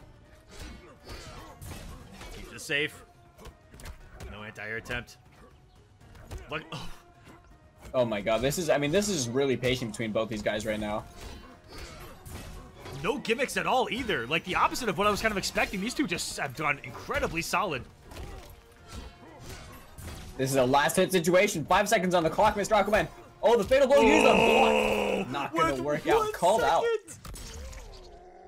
Oh man, that was so like rock paper scissors in that moment. Neither of them could God Ray. Neither of them wanted to take the risk of a command grab, and that was a good little scramble there where neither of them wanted to overcommit until one of them finally blinked first, and that was just a very long standoff. I feel like of two great players just staring each other down, and one of them finally going, "Ah, fuck, this is a long time," and then doing the fatal blow. Yeah, one of them really just being unafraid to just pull the trigger, but ultimately they were kind of just filling out, the space. They didn't want to overcommit to anything. They understand their win conditions, and they're playing with the timer. And I think by the time that, it started ticking down, the fatal blow wasn't a bad idea. It wasn't a bad, attempt to call out. It was the overwhelming patience that inevitably triumphed in the end, right? That's right. And how many raw fatal blows do we see work? And when it works, you look like a genius. If it doesn't work, Because it has an amazing a crush property, right? Like if you poke or press at the wrong time, it's getting clipped, and that's kind of, I feel like, what Tigers is going for at that space. Game 1 in the bag, Tweety surviving a scare. Again, another one that reminds me of that first match we had of two guys. I see them in a bracket, and I'm like, God, ugh. Incredibly strong. And starting off with a down 4 unblockable. Hello. And that's so much damage. That's free and guaranteed. All right, gonna get himself the discs. Damage totem still up as well. Yep, fake stuff getting challenged immediately. That's not guaranteed on block. Now Tigers. the 1-2 tick grab. he may have made a switch of variation because he has switched to the red beetle here. And I'm wondering if he brought something differently to the table. I have seen the totem. But you know what? What he has equipped doesn't fucking matter right now because he is in jail. And he needs, he needs to get crazy to get out. Okay. He's getting bullied right now, but he gets himself a confirm. He's going to have to send Tweety back to the corner. I have to stand for. Yep. Stacking up the towers. Oh my god. Next it'll do it. I know what he's trying to do. Backing off a little bit. Oh, 4-2 checks. Tried to Tweety not biting. Tried to shimmy him with that kind of dash up into the forward two as well. Yeah, for sure. Ooh.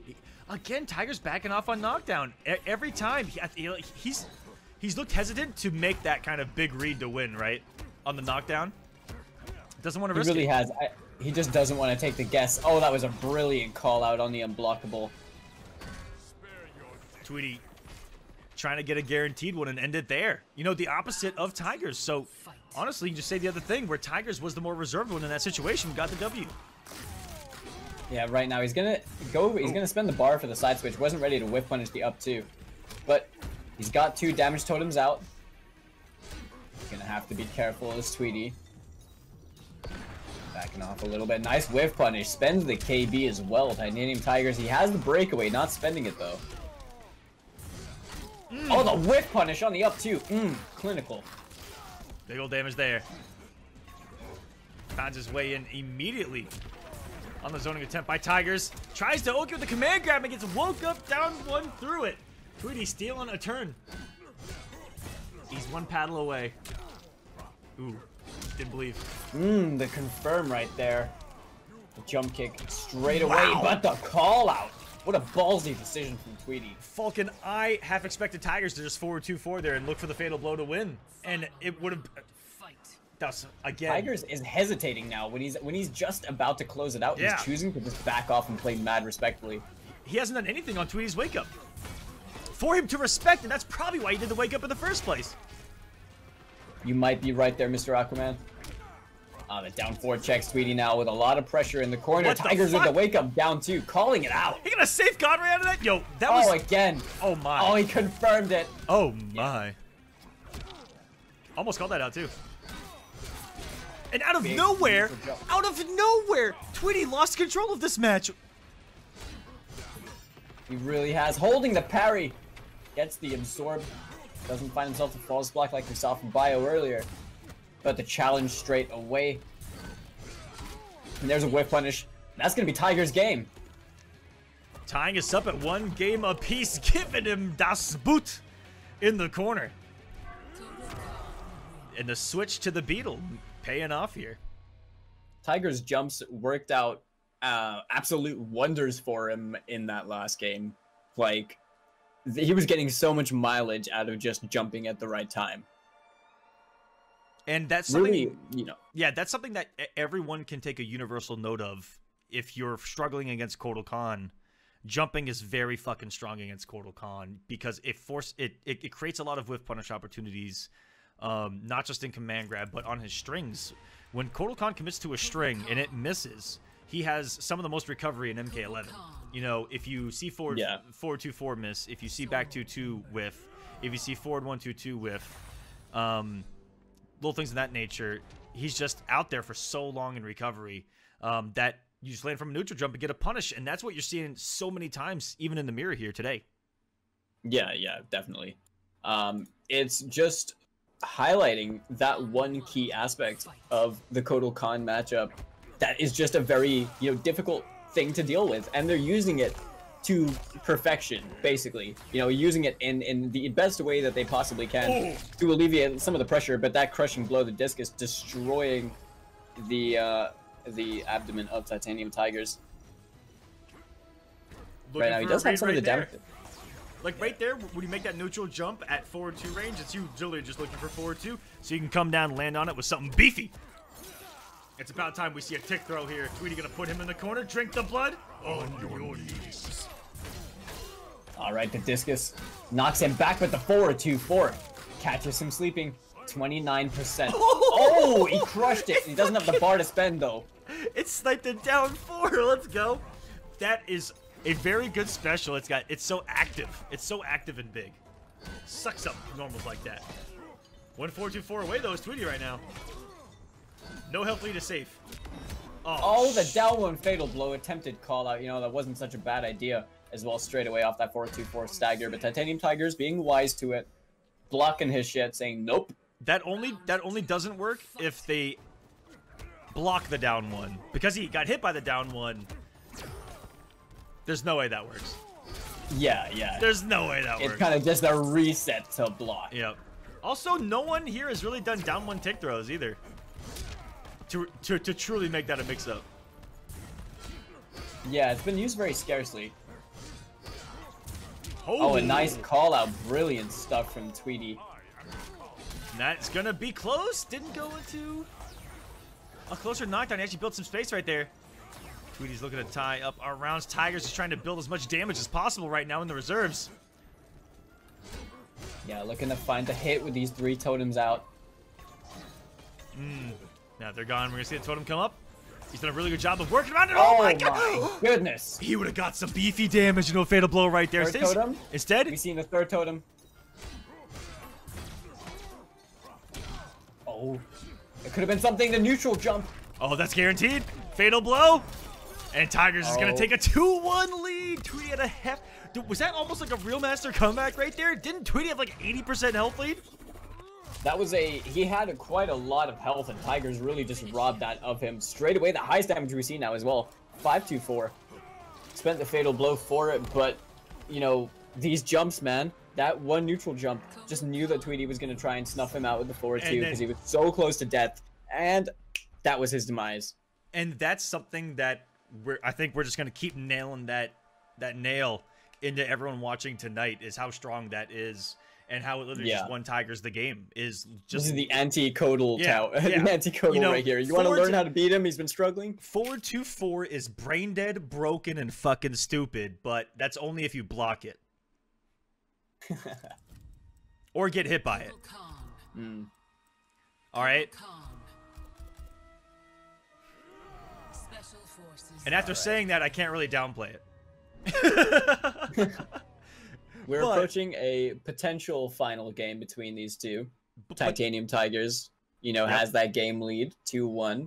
But as we would expect in a gauntlet here of specialists and people that are playing, you know, one character, we get to truly see stuff like this, where we see people start to abuse and look for weaknesses in these characters, and we see them on display. And that's something that I hope that, you know, events like this overall, you know, teach people is not just how to play the character, how to play against the character, and this is a learning opportunity for everyone involved. Yeah, for sure.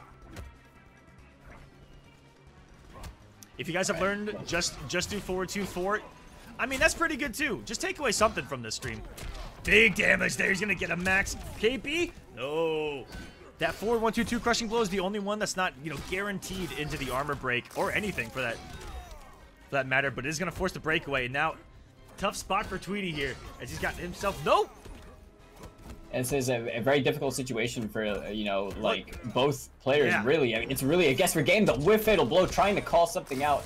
I don't think this is going to kill. Still has to guess. Oh, the whiff up 2. No whiff punish, though. Tweety wasn't ready for it. But the call out on the command grab with that jump. Another jump?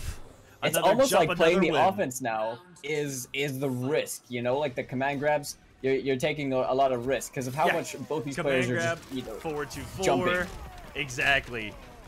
They're afraid to whiff.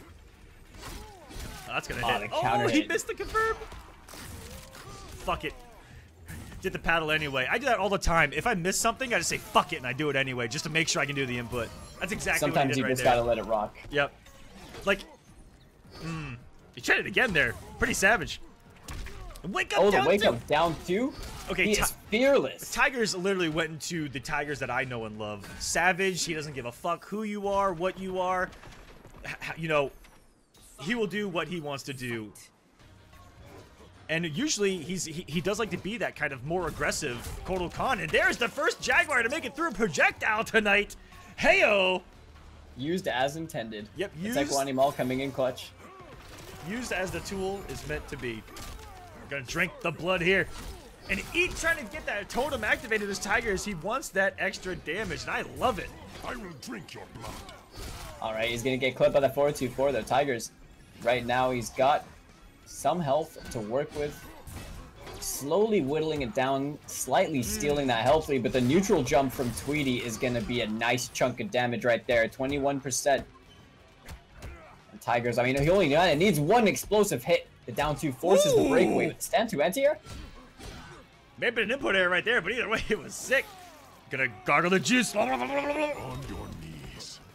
Go for the knockdown, but again! Falcon, he backed off.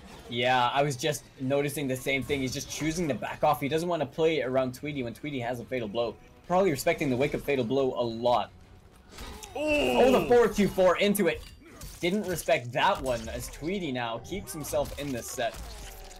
Another game 5 for Tweedy. Jeez. That's so many for him already in this tournament. Just coming off of one against Biohazard and then even over Aztec. Tweedy hasn't had an easy run even from the start. Veriheld taking games off him. Aztec. Biohazard with the victory. And now another game 5 here. Yeah, man, Tweedy is definitely a fighter. Every time you see this guy, you know, look like he's at a loss, he always fights back a lot harder. And we're starting to see it. He's making some good call-outs now. I do think that match wasn't as decisive for either player. I think that, you know, Tweedy pretty much just about managed to steal that one away. But he's been fighting on incredibly even ground, and he's fighting back a lot harder. So as we approach this final game, this is really going to be the decider about who's going to be eliminated from this bracket. That's right. Loser going to go home at 5th place on the night. We're going to advance to top 4. 2-2. We got a game 5 situation here. Money on the line, pride on the line. Mid command grabs on the line even here as we enter game number 5 once more. Alright, Tekwani Maul, we're seeing the damage totem. Exactly the same loadouts as we've been seeing throughout this set. Both these guys comfortable with what they picked. The Beetle being played by Titanium Tigers.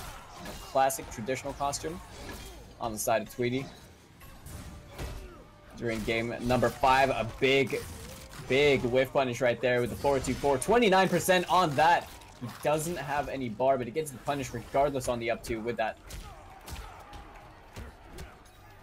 Tigers right now, he's only gotten a few touches, but he's demolished so much of that health bar, Mr. Aquaman. Yes, he has. That one totem gonna make this a huge combo. Any hit confirm in a paddle, as long as you got totems out, become a pretty much combo of every other character here. Definitely not doable here for Tweedy if he gets the reads. And now what a way, but that one drop could cost him this round. You might be right. Never mind. The punish. Yeah, no break on the side of Titanium Tigers. He just doesn't have the bar. This is gonna really hurt. Is that dead? Not dead, and it's gonna put him dead, out right? of the corner. Yeah, he's alive. He's alive. And he's gonna yeet him back to mid-screen. Tigers playing really patient, probably looking for a flawless block, trying to react to the 4-2. Doesn't want to commit to anything, walks himself into the corner. Literally walked himself to the corner there. That's insane. This is so scary. Dude, and Tigers, the jump kick. He really has been like aggressive for 90% of the match, and then he's like trying to run out the clock in the 4th quarter. Yeah, you know, that's completely right. It's like, was he doing this in the last set that we saw him in? I don't think he was. Oh, but the jump kick. Oh, the confirm as well with the armor break, spending that crushing blow. And a big call out on the command grab. Tweedy looking pretty on form right now. Getting some damage on the board for himself. And the 4-2-4 catches Titanium Tigers, just not blocking. Probably trying to move. And the sunlight is going to close things out. Tweedy still with the corner positioning as we're going down to the final game. Final round as well now, Mr. Aquaman. Couldn't ask for anything better here. With his back to the corner, Tigers has been really hesitant, but look at this. All of a sudden, when the tournament life is on the line, that hesitation out the window as he dashes literally right up into his face with a command grab, and he immediately puts the pressure on Tweedy now, and a couple of different side switches here. Resets the neutral to mid-screen. What the fuck are these guys doing? We're swinging out here with some down 4s and jumps. That's all I'm seeing. Thank you, Wes. They're Love just you. trying to make something happen. They're just taking, you know, just chipping away at each other's health bars right now. No one wants to overcommit to anything. Oh, the throw, the escape failed as well. I was about to say, somebody take a risk and the 2 risks I've seen have been from Tigers, and he's got the health lead so far. All right, Tweety with the jail. Gonna end no resources, the nice though. chunk of damage. Any one of these, one mistake, those pizzas coming pretty hot and ready. And Tigers finds himself once more in the corner, and this is an unescapable situation, and that is death! God. Oh my god, did he already come off it? I don't even remember. He spent it earlier. That's still a lot of damage. Oh, Speaking Tigers of a with lot it of down damage, too. Very shocked. high up. shocked he didn't fatal blow right down. He's got so much damage locked on the crushing blow. He still had that. 4-2 not working out as we are down to the wire. Oh my god. Oh, the forward 2 from Tigers as he takes the win and eliminates Tweety from the top 8 bracket. Holy shit, Mr. Aquaman. What a set.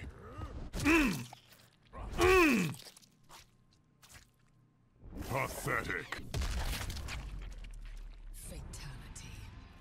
Kotal Khan wins. What an interesting approach by both of these players to the character and to the game that you guys just saw from start to end. This was probably the most least risk that we've seen taken in a single match of this entire gauntlet. And that was a really good showcasing of how you can be effective with Kotal Khan without being that balls to the wall, bet it all the time. And for Tigers, it was a good mixture of both, I feel like. And for Tweety as well, because he did have some of those surprise command grabs as well. But Tigers really played like 2 completely different games sometimes, where he would play completely back off and space build. Trying to generate totems and then getting really big rewards off those totems. He even walked himself to the corner, which I thought was a bad move, but he fought his way out multiple times there in that 5th game in particular. And it opened up a lot of, I don't know if it forced Tweety to get into kind of a rhythm, and then Tigers was able to see some of like the patterns maybe. Either way, it was a much more slow approach to neutral and the character itself, and it was really cool to see. Like, he just really didn't want to use Oki or Advantage or anything like that the moment that Tweety was pretty much within kill range. Or, I mean, you know, within like just a small amount of health. I think he was respecting the Fatal Blow a lot. Probably was respecting just anything or any potential chance at you know, maybe trying to assert immediate or mistiming it or guessing wrong on the offense or something like that that could potentially lead and start snowballing to a lost round. That he just didn't want to chance any of it. He really just chose to back off and just, you know, play the lamest way possible and just chip away at the rest of the health bar. And it's smart. It's really smart. It's a good strategy. But it also poses you know, a lot more risks, because if you make a singular mistake, it could be a bit more mentally tilting. You know, whiff in the neutral, you get whiff punished, and you're like, oh shit. Yeah, and like even if he like walked himself back to the corner and then just ate shit and died there, if Tweety got some command grabs going, you know, or something like that. But again, they weren't really high risk with that, and it's almost refreshing to see, because I'm even that's my own personal style, where I like to go in and just, if I get a knockdown, you're guessing, or and that's all it's gonna be. there is no other way of life. Yeah, I mean, it's all just a cycle to put them back into the situation that you want them to be in, right? That's right. It's just make them guess. And so we've got Aztec coming back on against Pop-Tart here, and this is a big one for me, because Pop-Tart, again, having some really big wins on some really known Kotal players here. Turkey had his number on the winner's side. That was a crisp 3-0 that Turkey had, and that sets up that Biohazard versus Turkey match is going to be after this. I don't know how that's going to go at all. Yeah, that's probably the most the match like I'm most anticipating right now, is just seeing how those two really go at each other, because I feel like they're very different, you know, kinds of players. Bio is an incredibly aggressive player. Turkey, quite patient, honestly. Just very reluctant to be pressing too many buttons. Yeah. Yes, Waz. We have Pop-Tart versus Aztec coming up next. Invites are for those gentlemen. They are getting in here. Thank you to everyone who's donated to the Matcherino. Use code KORTL. Add a free 50 cents to the pot. I'll put the link in the chat if you guys like to add to what these players are going to be making today. You guys can see the payouts here as well. And thank you so much to all of you that have contributed and used that code. Yo, Tweety just using the coupon. Shoutouts. Adding 50 cents in there. So thank you to everyone who's donated to that as well. Just waiting on Aztec to join us. This is the last match in top 5 before we jump into top 4 with winners finals. Biohazard versus Turkey. And then the winner of this is going to be playing up against Titanium Tigers. Yeah, man. This bracket's been progressing really well so far. Like, Bio and Turkey is going to be an explosive set, I think, to say the least. Tigers is looking really solid. I mean, that was a close set that we saw against Tweety, but, you know, Aztec and Pop-Tart...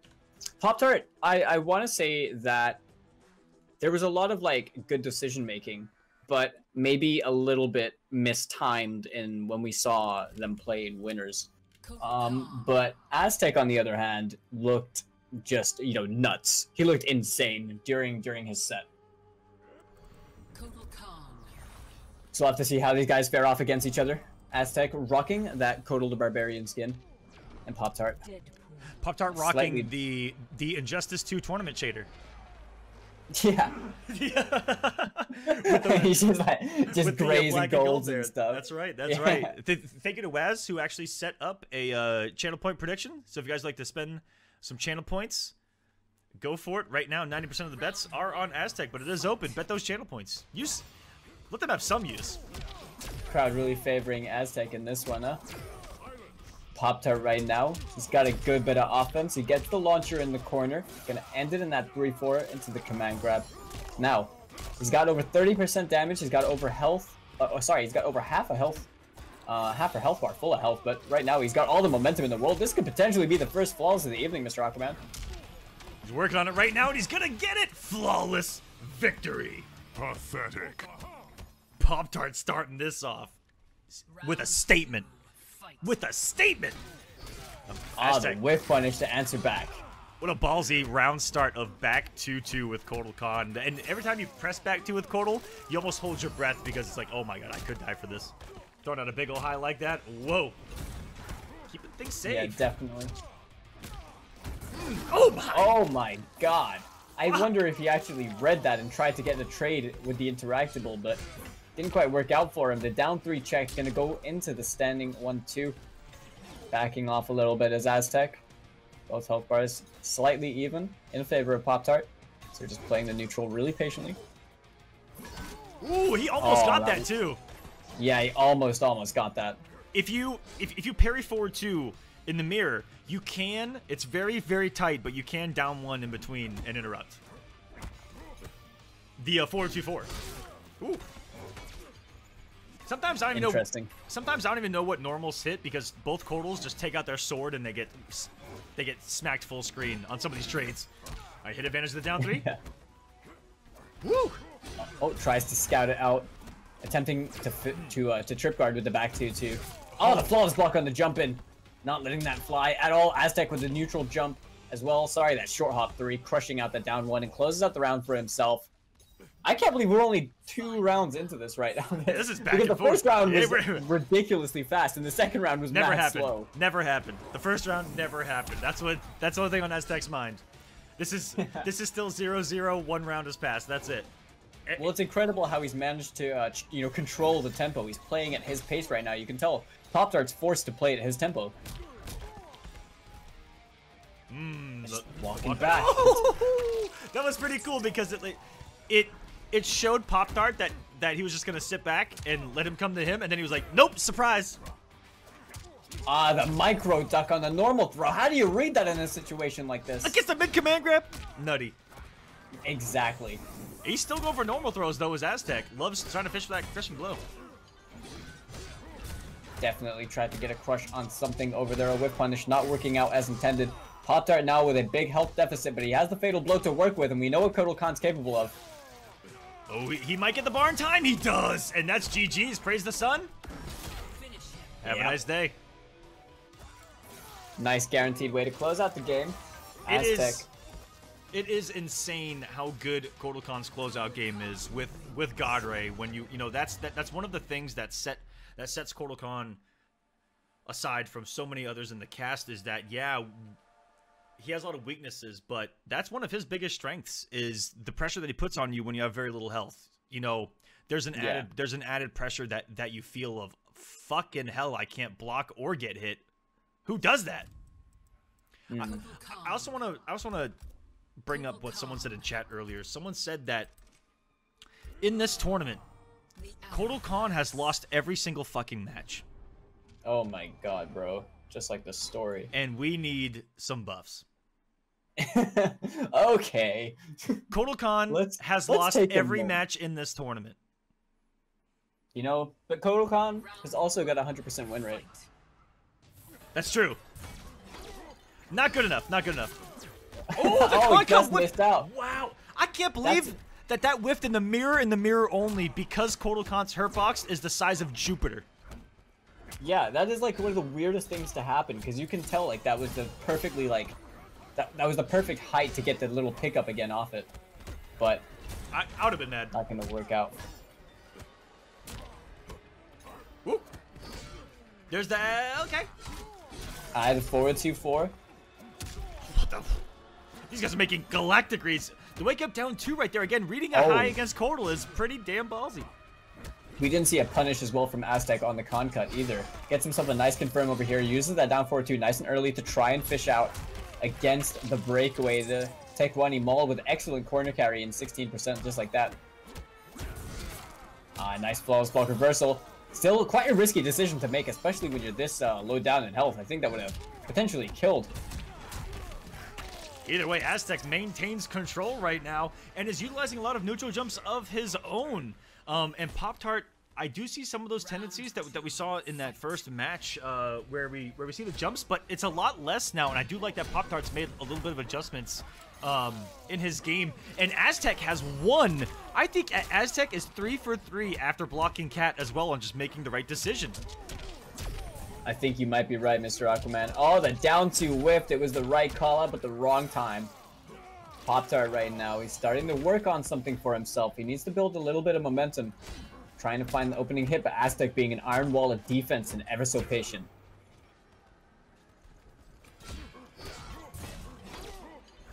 Ooh, the call out. Aztec the one being, what, 0 on block right there?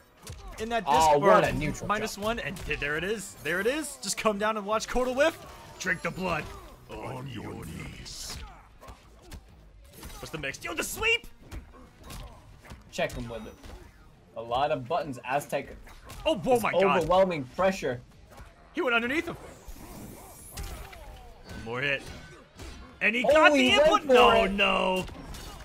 Okay, that is the 4th time that I've counted that Aztec has got an input error off of 4-2-4 where he's meaning to go into disc. And he actually has messed that up quite a lot this tournament, and that's pretty big execution errors for Kotal. Final round. Fight. Yeah, really unfortunate stuff for Aztec over there. But he is tied up in the rounds. Not the worst thing to happen to him. Didn't lose the game for it. As both players, you know, just kind of filling out the neutral, but Pop-Tart first to pull the trigger right there. Gets the KB on the discus. He's gonna combo? Yo, that'd have been hot. The wake up trade combo. Woo! Tried it on Pop-Tart there, not falling for it. And now this has gone from that very first read of Pop-Tart in this round, after surviving that scare, literally took the gift that Aztec gave him in the last round and is starting to run away with this all over again. Yeah, definitely. Down 1 Tekwani Maul trying to catch him pressing a button.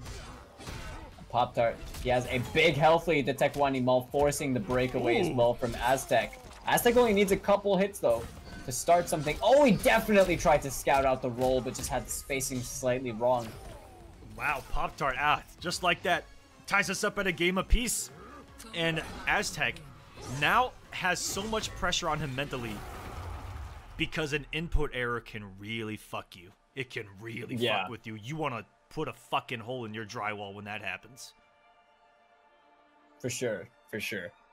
But, you know, it is only one game apiece right now. I think that we're seeing both players make their relevant adjustments, but that obviously, you know, Close. one of those Big unfortunate close. things to happen. It was swiftly punished. But, you know, I'm sure that we're going to be seeing pretty much that stuff just being polished up, tightened up, you know, less execution errors, I should hope, moving forwards for Aztec. They can spell disaster. Retrocade. 1-1 Losers. What is this? Losers quarters. This is I losers believe, quarters. yeah, losers quarters. Loser's gonna go home at 5th. Winner will advance to face Tigers in the top 4 in the semifinals. Everyone in That's top gonna 8 is getting paid, but they're trying to secure a bigger piece of the pot. And you know what? Maybe a little bit of bragging rights here, Falcon. I think so too. I mean, you're going to be winning a Codal only tournament.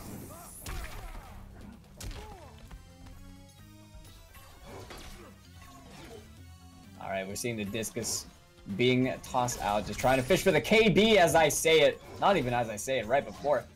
Destroying. Ooh. And the Tekwani Maul going straight through the disc as well, shutting Oh it down. my I God. really like that. Yo, Aztec just made 5 like Galaxy Brain reads in a row to almost return the favor to Pop-Tart of getting near a flawless right there. And that was the first time I've ever seen someone do forward 3 into Cat, and that's disgusting. Because there's a flawless blockable gap there off of pretty much every other thing Kotal Khan's gonna do, and Pop-Tart taking the risk, wanted to put that pressure on him immediately. And Aztec finds himself out of a scare, aka the corner. Yeah, but the down 4 confirming to the unblockable. He waited for it. He down 2'd, just missed the pickup as well. And Aztec running away with the health lead. He's looking for a whiff punish, but the flawless block reversal on that forward 2. Insane stuff from these guys. Woo! Aztec, Aztec, he is clean right now. Not overcommitting. Pop-Tart, let's see if he can get in. Health deficit. He's definitely going to be feeling the pressure to go in, and Aztec met him with the 4-3. I'm not too sure what he was stand blocking for. Maybe looking for a flawless block. Might have been trying to move in as well. Might have hesitated for a moment. Or just let go of block. Sometimes that happens where you like...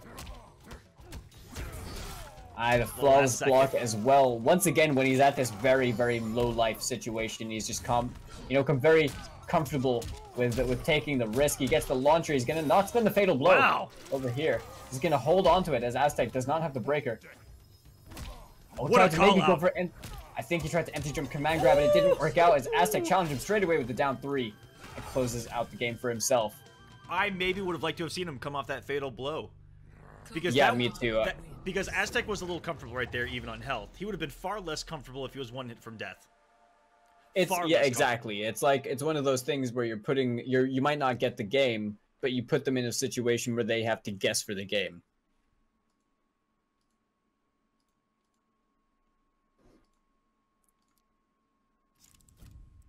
But yeah, that one's slipping through Pop-Tart's fingers as Aztec now has the lead in this set. Just another... I think this is our 5th match that's just been back and forth. Shinnok's Bone Temple. It feels like every match mostly. Yeah, these have been sweaty. Most of these matches have been very back and forth. Just really sweaty over here. Every match Tweety's been involved in, really. And Aztec here tonight. Round 1. Aztec's truly trying to survive a Kotal Gauntlet down here on the loser's side. He has to make a huge run through every single killer if he wants to win this tournament, and it starts here. And Pop-Tart, one of the dark horses, look to see if he can do the same and miss space of the command grab, but not fully hey, man. punished. I think these character loyalists might have something to prove as well by doing this. To say that, hey, if there's a Kotal only tournament, you best bet the guy that mains Kotal is going to be winning this. That's right.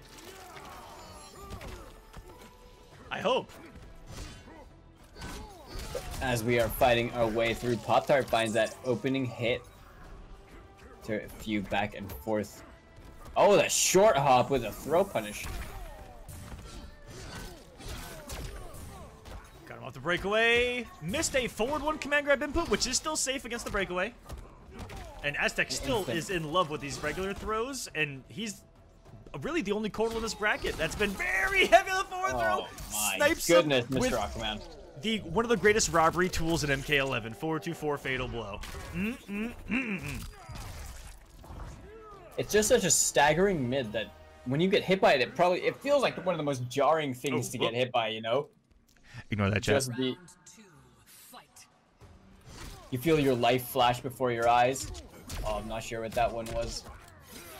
That was a huge input error there by Aztec. I think he put that forward 1 in there a little too early, maybe. Or tries to try to raw command grab conversion off of that. I haven't seen it, but it looked cool. Oh no, Oh. the moment that he tried to get it out, Falcon denied. Yeah, and Pop-Tart right now, he's got the favorable position over here. Even trade for trade, he still has the health lead. If they go back to the same situation, Pop-Tart Oh no. inevitably. That was gonna be full health. Never mind. Oh my god, 359 just And for look at that.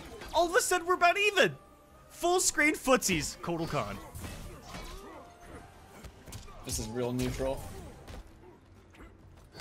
Oh, we waited. And it Delayed didn't it. It's like whiff. running mole. It looked like He's this. lucky that didn't whiff. It looked like the second it was almost about to whiff a Pop-Tart. Come Yep. in. Drinking the juice. On your knees.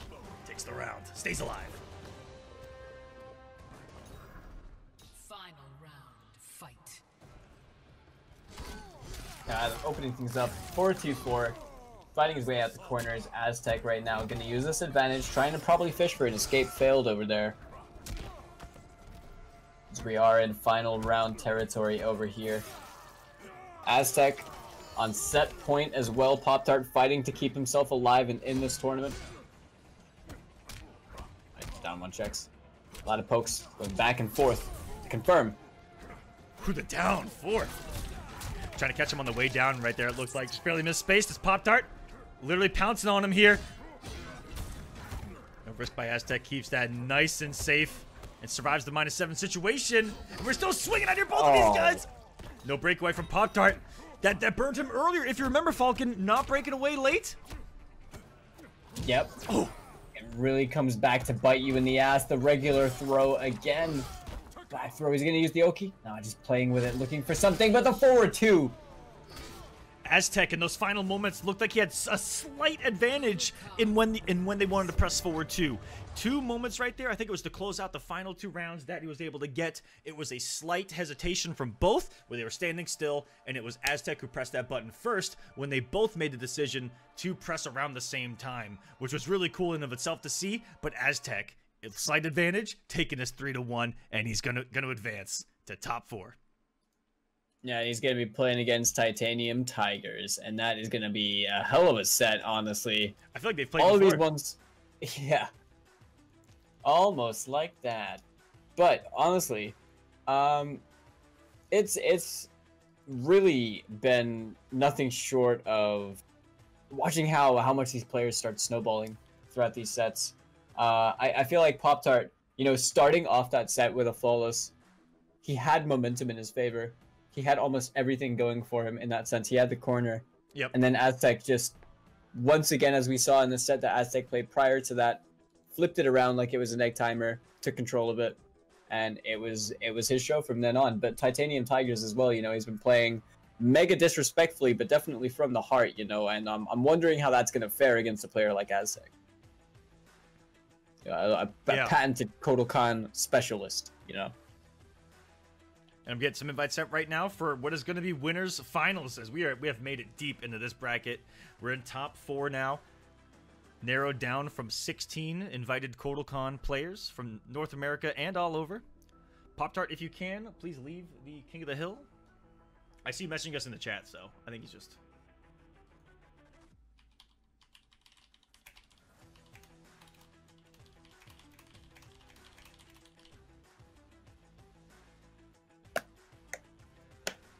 All right, let me get some invites out for this next one. There you go. Here's a bracket for you guys. Turkey, Biohazard. What we're getting right now. Boy, oh boy. Turkey's been on fire. I don't think Turkey's dropped a single game. I think he's the only one. Yeah, I mean, Turkey looks like he is just on a dominant rampage. I mean, it 3-0s, 3-0s, 3-0s. But Biohazard, we saw just be nothing short of this unstoppable force in the first set that we had in our hands this evening. An unstoppable force. Just this freight train of offense and offense on the defense and defense on the offense and things you can't comprehend. Defense on the offense. That is truly fighting games. Right Yeah. there. All right. I'm going to toss another one to Turkey just in case.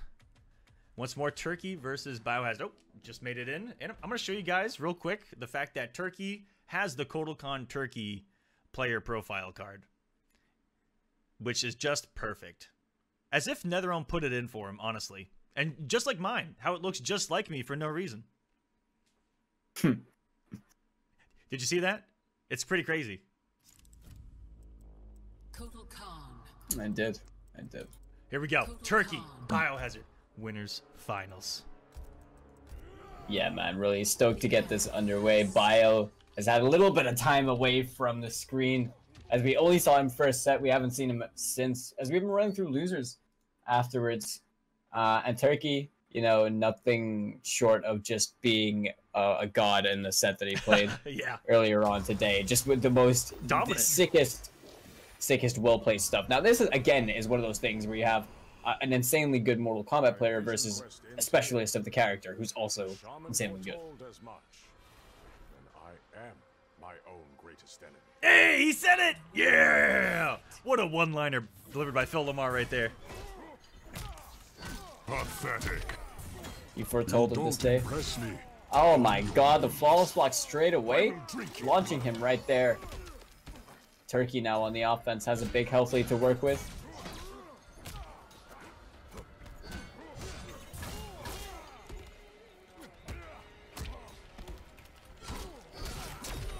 Alright, gets himself the hit, finds himself the launch as well. He's going to cash out a nice chunk of damage.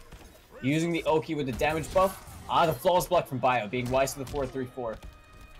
Oh, And the down two? he was just down to a lot against Pop-Tart as well in the previous match. Not just as an anti-air, but right there, not afraid to just do it.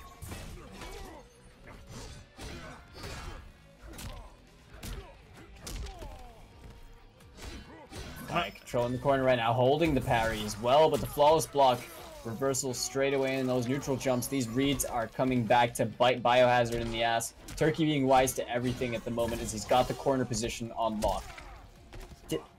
What? Big whip! Everything whiffed right there. The dude's 7 foot thick and he missed every single button? Come on now. Gonna gurgle up the blood, get that damage boost. I think that, I'm shocked that Biohazard isn't rocking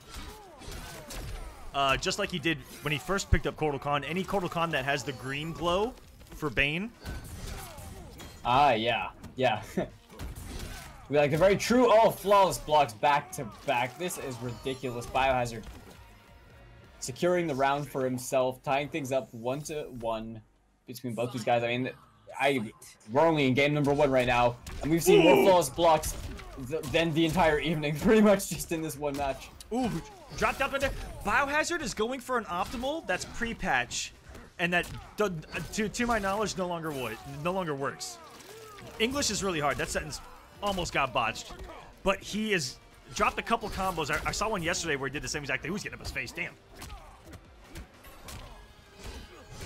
Good check as well from Turkey. Alleviating all the pressure from himself as we're back here in neutral. Bio trying to use the advantage, gets himself a knockdown, but ultimately being converted by Turkey as he finds himself a stray hit and puts Bio in the corner. Ooh, waking up down 3. What that did was try to stop those advancing buttons and just try to get some hit advantage off that and steal a turn. You can definitely tell that Turkey's forward 1-2 is supposed to be a forward 1 into con cut. Probably just missed it. Holy fuck. That was a lot of down 3s. Look at that. You're trying to shank your opponent with those, and that's going to be guaranteed. No. Okay. He didn't confirm it, Mr. Aquaman! I cannot believe it. That was... I'm speechless. But again, I don't know if Biohazard knows that Fatal Blow is 100% guaranteed right there. Off of Con Cut, Fatal Blow is 100% guaranteed, even against Breakaway. There are a lot of Kotal Khans that don't know that. Even Kotal Khan players don't know that. It's just 100% guaranteed. But they just assume it isn't because it's so slow and it goes so far. But even against Breakaway, Biohazard was guaranteed to win there and let it go. That was pretty nutty. Yeah, it really sucks for Bio right there. He had that in his hands, but ultimately Turkey, clutched that one out with a well-placed counter poke Fatal Blow. Yeah, honestly, that was such... God, that one really slipped through his hands. It hurts to watch. But he's going to make his adjustments. Kotal Khan. Kotal Khan. Black Dragon. That was a heartbreaker. But Bio's so strong mentally. Here having a good time regardless.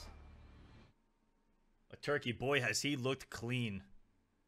The flawless blocks. And this is against Biohazard, who is like the premier flawless blocker, I think, of the world when it comes to Mortal Kombat 11. And Turkey showcasing that not only does he have the ability with this character, but he has the skill in Mortal Kombat 11 to compete with the best. Yeah, for sure. Starts off with a deficit, and that's a lot of damage. Really is. He's down on that 50% right there. Doesn't get himself a punish. I think there's a punish on that hammer, but I can't remember for sure. If I can be honest with you, I have no clue either. I would not have swung myself. I'd have been like, this might be safe. That's a lot of damage. Oh, again, Bio's going for down one combos that just don't exist anymore. So a little bit of rust there for Bio in that I think he's got some pre-ultimate, what's the word? Muscle memory. He's got to retcon the old combos. Yeah, slightly change them. Modify them ever so slightly. Is it to do with the down one changes? The recovery? Yes. A lot of those slight conversions of down one and the forward one too are just gone. So you have to early cut into just down one command grab in a lot of those situations. Ah, gotcha. Hello. Yeah, big KB right there. Still 26% and got the breakaway. Now this is an excellent situation for Turkey to be in. He has the 2 bars just in case things go haywire. Sitting down without any defensive bar. Oh, gets the hit. Bio trying to whiff punish, but not working out. If you notice, no totems. This is all just Ascension with safety of the disc. Both of these guys.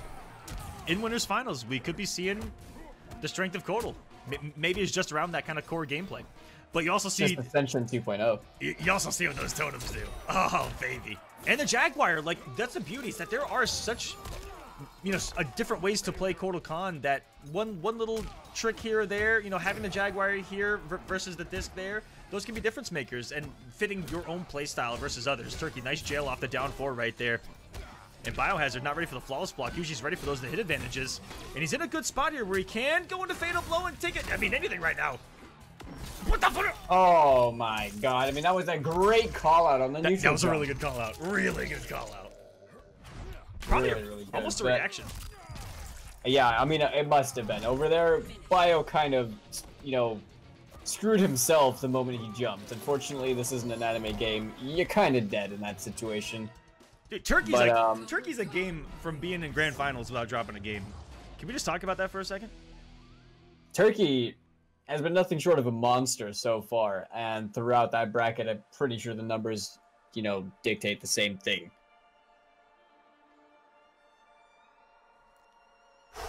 Looking super, super strong right now, and yeah, I mean, honestly, hasn't dropped a single game in any of these sets right now. Potentially about to make grand finals winners. Biohazard seems like he's not playing badly at all, but he also seems like he's struggling against Turkey. And why do you think that is, Mr. Aquaman? Oh, I mean, he's been there both games. And to me, it's simply been the execution. That's it. It's the execution mixed in with lack of ultimate Kotal knowledge. Not, it looks like he's still got the tendencies and the combos of Kotal Khan of old. And that's getting him burned because it's costing you massive damage and it's costing him, and he's getting punished for it. So that's the only thing to me that's really separated these two to where we could have a 2-0 Biohazard lead. Yeah, definitely. It's been coming back to haunt him every now and then. It's definitely costing him these games right here. Turkey has a little bit of a health deficit at the moment. Oh, hello. He's got a good space to work with. Gonna use the Oki over here. You're not spending the bar. Doesn't have it.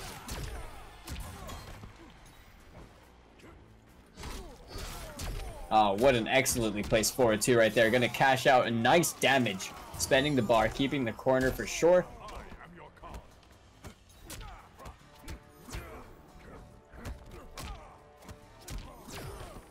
Knockdown here. Tries to chase him down. The roll back by Turkey barely got him out of dodge. And the tick throw. Gonna take the round and a match point here for Turkey to move to grand finals. He is so close to getting there right now. So close, just needs this one round. Oh, what a challenge on the disc toss. Straight away with the forward 2. Turkey is going to spend the bar and keep the corner. 33%, staggering that forward 3 as we've seen him do before. Wow, now Jesus. trying to fight his way out. Flawless block on hit, Mr. Aquaman.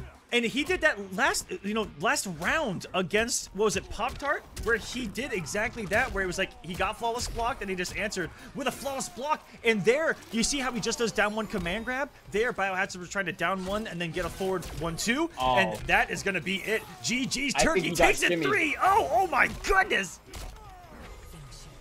What an impressive showing from Turkey throughout this entire tournament so far, as he makes it into Grand Finals winner side. I think he shimmied Bio at the end with the 4-2. I think it's what you mentioned earlier. I will drink your blood. Pathetic. Kotal Khan wins. Holy shit, that was awesome. Turkey. A 3-0 over Young Saiyan Rose, 3-0 over Furious Pillow, 3-0 over Pop-Tart, now 3-0 over Biohazard. What an unstoppable force at the moment. We're gonna have to see who's gonna be able to run it to him in Grand Finals later on, man. But before we can do that, we still have more sets to, to take place. But the next one, sorry, my brain is like turning into fucking putty. It's 2 in the morning. It is pretty late for Falcon, everyone. It's pretty damn but late. Demon Hours, this is my thing. This is my yeah. time to shine. Demon Hours. I have to Agree. go. I have to go take a piss, and I'm gonna take our one and only break tonight. I've been really good. Okay. I've been really good with you guys yesterday and today, not to do any breaks, but I really have to pee, and I'm gonna run one ad break, guys, and that's it for the entire thing. Almost 9 hours of tournament footage, and I'm gonna do one 180-second break so I can go pee. Okay, is that cool? And Falcon give you a little bit of a breather as well. Yeah, sounds good. All right, guys, we'll be right back in just a couple moments where we're going to close out the rest of this tournament. It's going to be losers semis, Titanium Tigers versus Aztec, the winner versus Biohazard, and then we've got Turkey waiting on the winner's side. So, guys, be right back in just a couple of moments here on the Coliseum Kotal Gauntlet. Don't go anywhere. All right, guys, welcome back to the Coliseum Kotal Gauntlet Top 4 here. We've already had winners finals happen, so the losers has been set, and we're just going to make a run all the way through the rest of this tournament. Welcome back. My name is Mr. Aquaman, your host and Kotal Khan enthusiast, joined by none other than Falcon tonight. Falcon, tell the people about you a little bit here. Promote yourself. Oh, okay. European commentator. I like to put on a bit of a show and exhibitions for people all over the European Mortal Kombat scene. Players of various different skill levels, commentators, anyone looking to kind of break out and start something but doesn't really know how to do that. Then I like to provide a platform for them and, just do something with the community, doing events like Lockdown Throwdown, and various different things to keep the competitive spirit alive and to all grow as a scene together within Europe.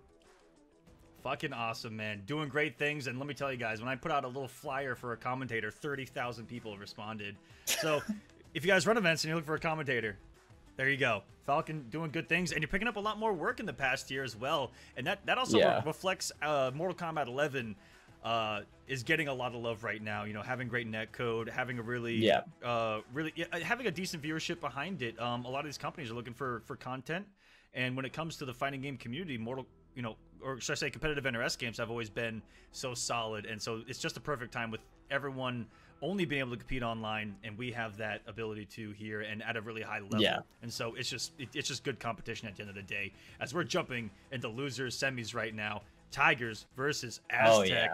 And I need to get a prediction going in the chat. Is Waz still here? Oh man, now this set's gonna be insane. I expect this to be quite literally originally that thing that you tied into with the 4-2 game about who's gonna pull the trigger first. So with the 4-2, who's gonna make the other person whiff, who's gonna bait the other person. I feel like that is really gonna apply in the matchup between both these guys and how they've been playing their sets in the past. We're jumping right into it here. Do you think that these guys are gonna finally start to get overly aggressive, or do you think it's gonna be kind of the same of a nice a nice mixture of it? And I feel like that's where maybe a magical formula has been generated here by watching so many Kotal Khans at once. Is that maybe you you might need a nice little kind of mixture of both. You know, just that little bit of aggression, but also that that nice reserved play that has also saved these guys an awful lot. Now, I wonder if Tigers is going to be doing the same thing that he was doing against Tweedy, where he's getting these health leads and right before killing, just backing off and choosing to play mad patient over there. The forward one start. Remember, Tigers started out with this against Tweedy, and you could tell he wanted the first hit to start things out. That happened to him. Got a taste of his own medicine straight away in this game. The down 4 confirmed into the unblockable Mr. Aquaman. He's coming out swinging his Aztec. That he is. All right, we saw this from Tigers earlier. Loving to build the space and get the totems up. And this is just magnificent. Honestly, this might be the best Mortal Kombat I've ever seen. And this is like also, I might fucking order a pizza after this. I wouldn't blame you. What the fuck are we watching though? Like I don't even 33% right there. He got sent straight out of the sunlight. That is unsafe. Falcon, it's a Kotal Kahn mirror, and they were both halfway dead from being full screen the whole time. What the fuck are we watching right now? Seriously. We're watching Elite Neutral right here. He got blown up. I wonder if the command grip actually would have worked if in a different space, but the wake up fatal, absolutely no shits given from Titanium Tigers. That's not going to kill, but it's going to put him in a good situation.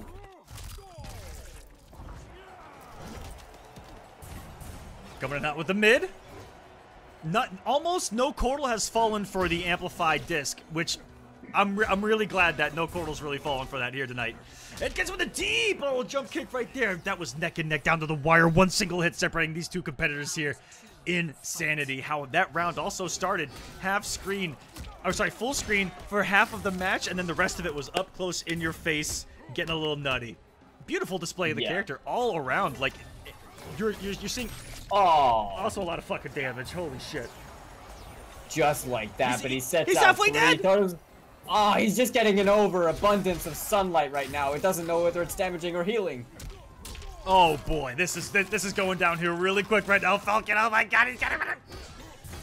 Aztec, probably gonna swing here. To the waist, locks the lows. Tigers has a chance, but he has no fatal blow. This is going to be an incredibly hard fight to win. Aztec. He hit him with the tip of the 4-2-4. He's got a big old swing to it. And honestly, that's just Kotal Kahn being, I don't know, cheap. Where he's just, he fights you with a weapon that's as big as you are. Yeah, I mean, he's just the average large sword enjoyer. Even Waz in chat said that went so far. It was so big. It was like one of those ghost hitbox moments. You know, guy. You know what I haven't done, guys, is I haven't done any replays. So let me actually see if I got this working. And it looks like it is. So I'm going to press this button right here. And I'm going to be able to look at that with you. Let's go ahead and actually see that last hit. Wow, Alec was right here. Perfect. That's pretty fucking nutty right there. Do you see this? Is this the fucking hitbox for it? Jesus, look at that thing. For fuck's sake. Good luck. Have fun. Round 1. That's right. That's right, guys. That's the fucking technology we use here, baby. Next level. Next level productions. ESPN, I'm coming after you. Elite production skills. Oh my god. Flawless block. Disrespectful. Not a normal you see flawless blocked really at all. Is that back too? That was sensational. Boy, I am loving this full screen war of attrition. Yeah, this is really just an all-out fight from the bunkers at this point.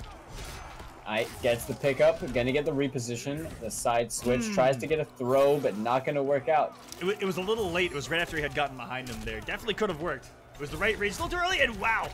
Aztec, the only Jaguar, happens to be the only projectile Tigers has thrown in quite some time. The flawless blocks back and forth. There's something about these Kotal players, Falcon. They know how to flawless block. It's like they just have the timing down. They know the flowchart so well that they're just ready for the appropriate response. Or is Kotal just that easy to flawless block and I can turn this into a downplay? You might be able to turn it into a down play. Yo, buff I Kodal. think anything can be. The whiff punish on that whiff grab. Not sure what that one was all about. Aztec gonna lose the round for himself with Titanium Tigers getting that on the board. Round 2. That's right, guys. When in doubt, downplay it out. Oh! Tiger's showing off too. Flawless blocked a back two earlier, and then just the 4 off of that. So talk about how big that second hit is. Again, does that make it easier to flawless block? That's probably in the You know most. what? That's a good question. That's a big brainer right there. Ooh, Galaxy Brain downplay, by the way. Galaxy Brain. The 4-2 whiff punish. Clean stuff from Aztec. He's got an amazing position to work with as well.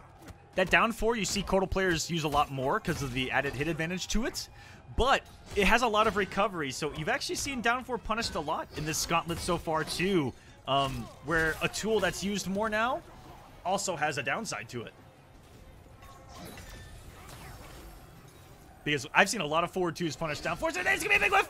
Oh, And that was GG's. huge! Tiger's gonna snap him in half right there for 428 and tie us up. That's a lot of damage. Yeah, but Aztec had no choice but to break over there and bet if Tigers was going to actually go for the down 4-2 or even get it off. And, you know, unfortunately for him, break the armor with the down 4-2, just destroy him, and decimate through the rest of that health bar. Tigers looking, I mean, both these players are looking mad strong, but Tigers, he sort of has this very, you know, kind of, he just does shit. I don't know how to describe it, Mr. Aquaman, but he just does shit, and sometimes it just really works, and I really like that, but I'm not sure why. It's like so chaotic. He's emitting so much chaotic neutral energy, and you know? if I'm being honest with you, that is why I personally have been so attached to a character like Kotal Khan, because he can create a very chaotic space on the screen and a very chaotic mentality in your opponent when you're playing as him, because you can play with the things that people have to respect, and that is where the fun lies. And you get to be a fucking madman sometimes, and if it works, they die because of the damage that you can put out. Something like that, right? Big, manly man. Alright. Now Tigers, he's got a nice little health lead to work with right now. Oh, Aztec found the low on the 2-2.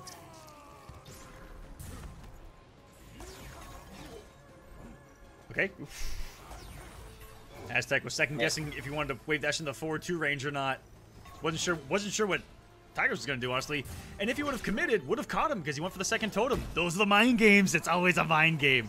Rock, paper, scissors. Rock, paper, scissors. Every single thing you do in fighting games. Oh, that was sick! Oh my god! If he had the bar, he would have died. That would have done Yeah. over 500. That would have done way over 500, I think.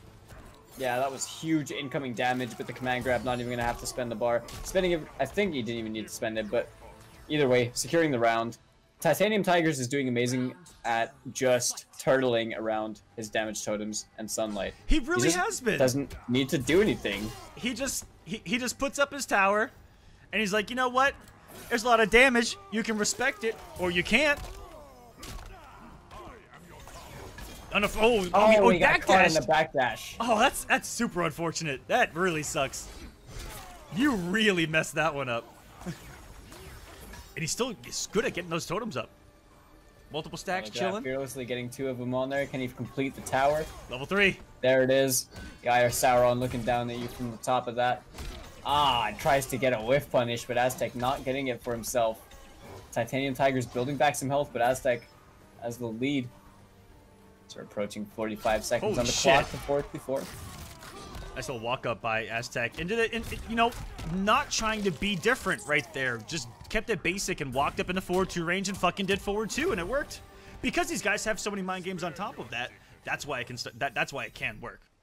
It's like abruptly going from layer 5 to layer 1. Yes. All again, going back to the basics, and you fuck them that way. Because layer 1 was still an option the whole time. Exactly, yeah.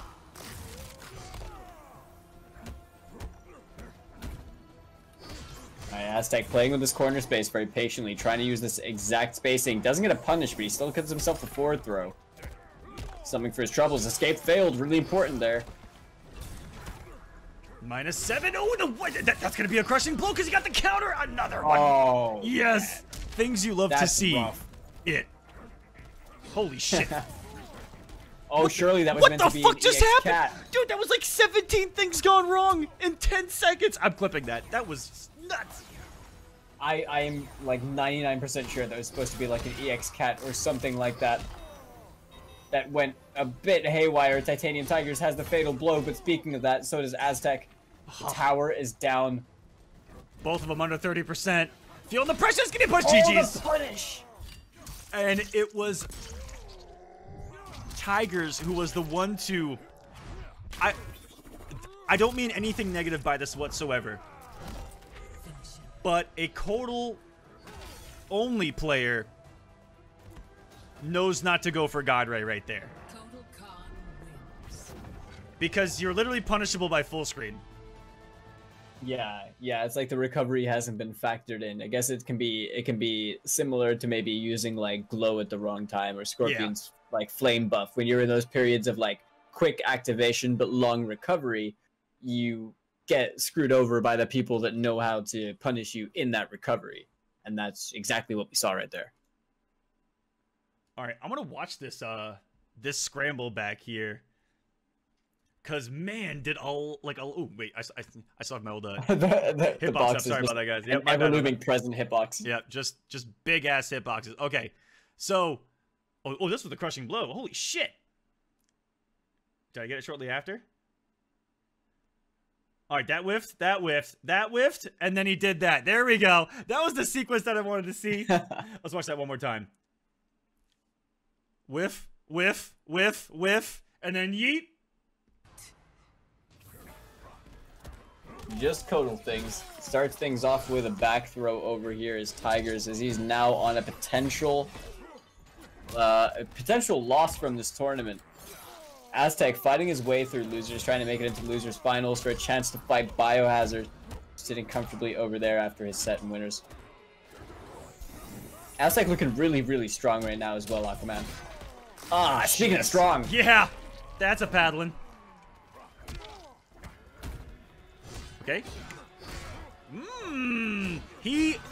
He almost had to take a risk there. He literally had to take a risk because he didn't have any meter to make the cat safe. Yeah. And he would have had to have taken a risk off of back 2-2 almost every single way he did it, other than that, which is the safe thing. So there were so many layers on top of that he guessed right on to put himself on match point here. Alright, gets thrown. Command thrown to be specific, straight out of that down 3. Oh, poor guy. Praise the sun. Oh shit. Down two Right. down 2 and a 30%. Have a nice day, man. That's some damage. Unfortunately, drops the confirmed as Aztec. Right now, he's using that discus, the Grand Discus, to keep himself safe. Tigers has the positioning in the corner. He's using that down 4, probably trying to get a down back 4 out of it. He's got a good health lead, but Aztec is no stranger to this comeback that we've seen him make before. Holy looking for the shit. hit, but Tigers being wise to it.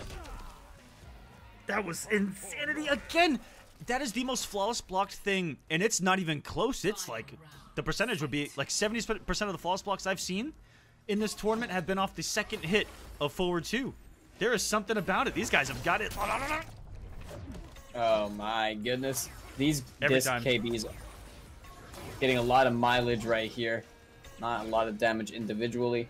Is Aztec KB definitely hurts. about to zone his way to victory with Kotal Khan? Not something I thought I'd say ever in my life. Holy shit! Oh. Trust commitment. Wait, I wonder if that was intentional. Maybe trying to call out like a jump. Whoa! Both players should move in, but the trade property. The command grab traded. If there's one trade that you're gonna take in this game, it's that one right there. Did not even know Tigers had that loaded. 30% off the board. Still a big chunk of change. And is he? Wait. Oh what my the fuck? god. I think he used the KB already in the first round. He These just rounds feel like a million years right now, Aquaman. What spacing by Aztec right there? That whiff punish was out of this world. Praise the sun, and Aztec's gonna do it and go into top 3 with the victory.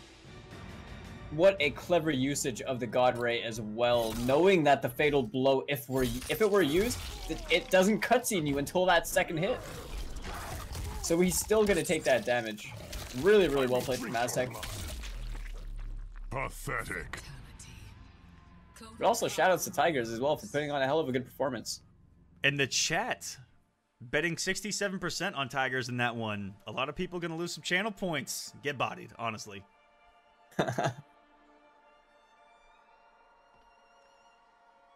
All right, I want you all to see this whiff punish, and this had to be the edge of hitbox hurtbox interaction. This forward 2-4 whiff. Oh, I might not have captured. May have been a little too late in this one. I'm about to find out. I may have been too early. I was. I am so sorry, guys. I think I missed a really clean whiff punish. I'm sorry. I tried. But there was one where, if you remember, Aztec was standing still. Tigers does forward 2-4, and the forward 2 literally whiffs right here. Like the forward 2 whiffs right here as he starts up the 4. Aztec just swings right here before the 4 comes out, and it was, I shit you not, for him to not have been blocking or to have let go of block as fast as he did and swing was like next level reaction to me. Yeah. In footsies, like that was just fucking gorgeous, and that's the victory. Jeff Kiss kind of stuff. It's like, oh yeah, it's so beautiful, so perfect. Was it to secure that last round here? I'm gonna check one thing real quick. No, I didn't get it. Never mind. But yeah, man, losers finals is gonna be insane as well. I have, admittedly, with the way that this bracket is gone, there's a specific matchup that I now want to see, and I want to see if that comes to fruition. And I'm curious to see if we're gonna see an Aztec versus Turkey. That would be almost, honestly, if I could be honest with you, as a Kotal enthusiast, the two best representatives of almost Kotal Kahn loyalists and specialists that have put probably the most competitive time into the character on the North American side. Yeah, those two would be two of like 1 and 2 as far as representative if you look at it from that perspective.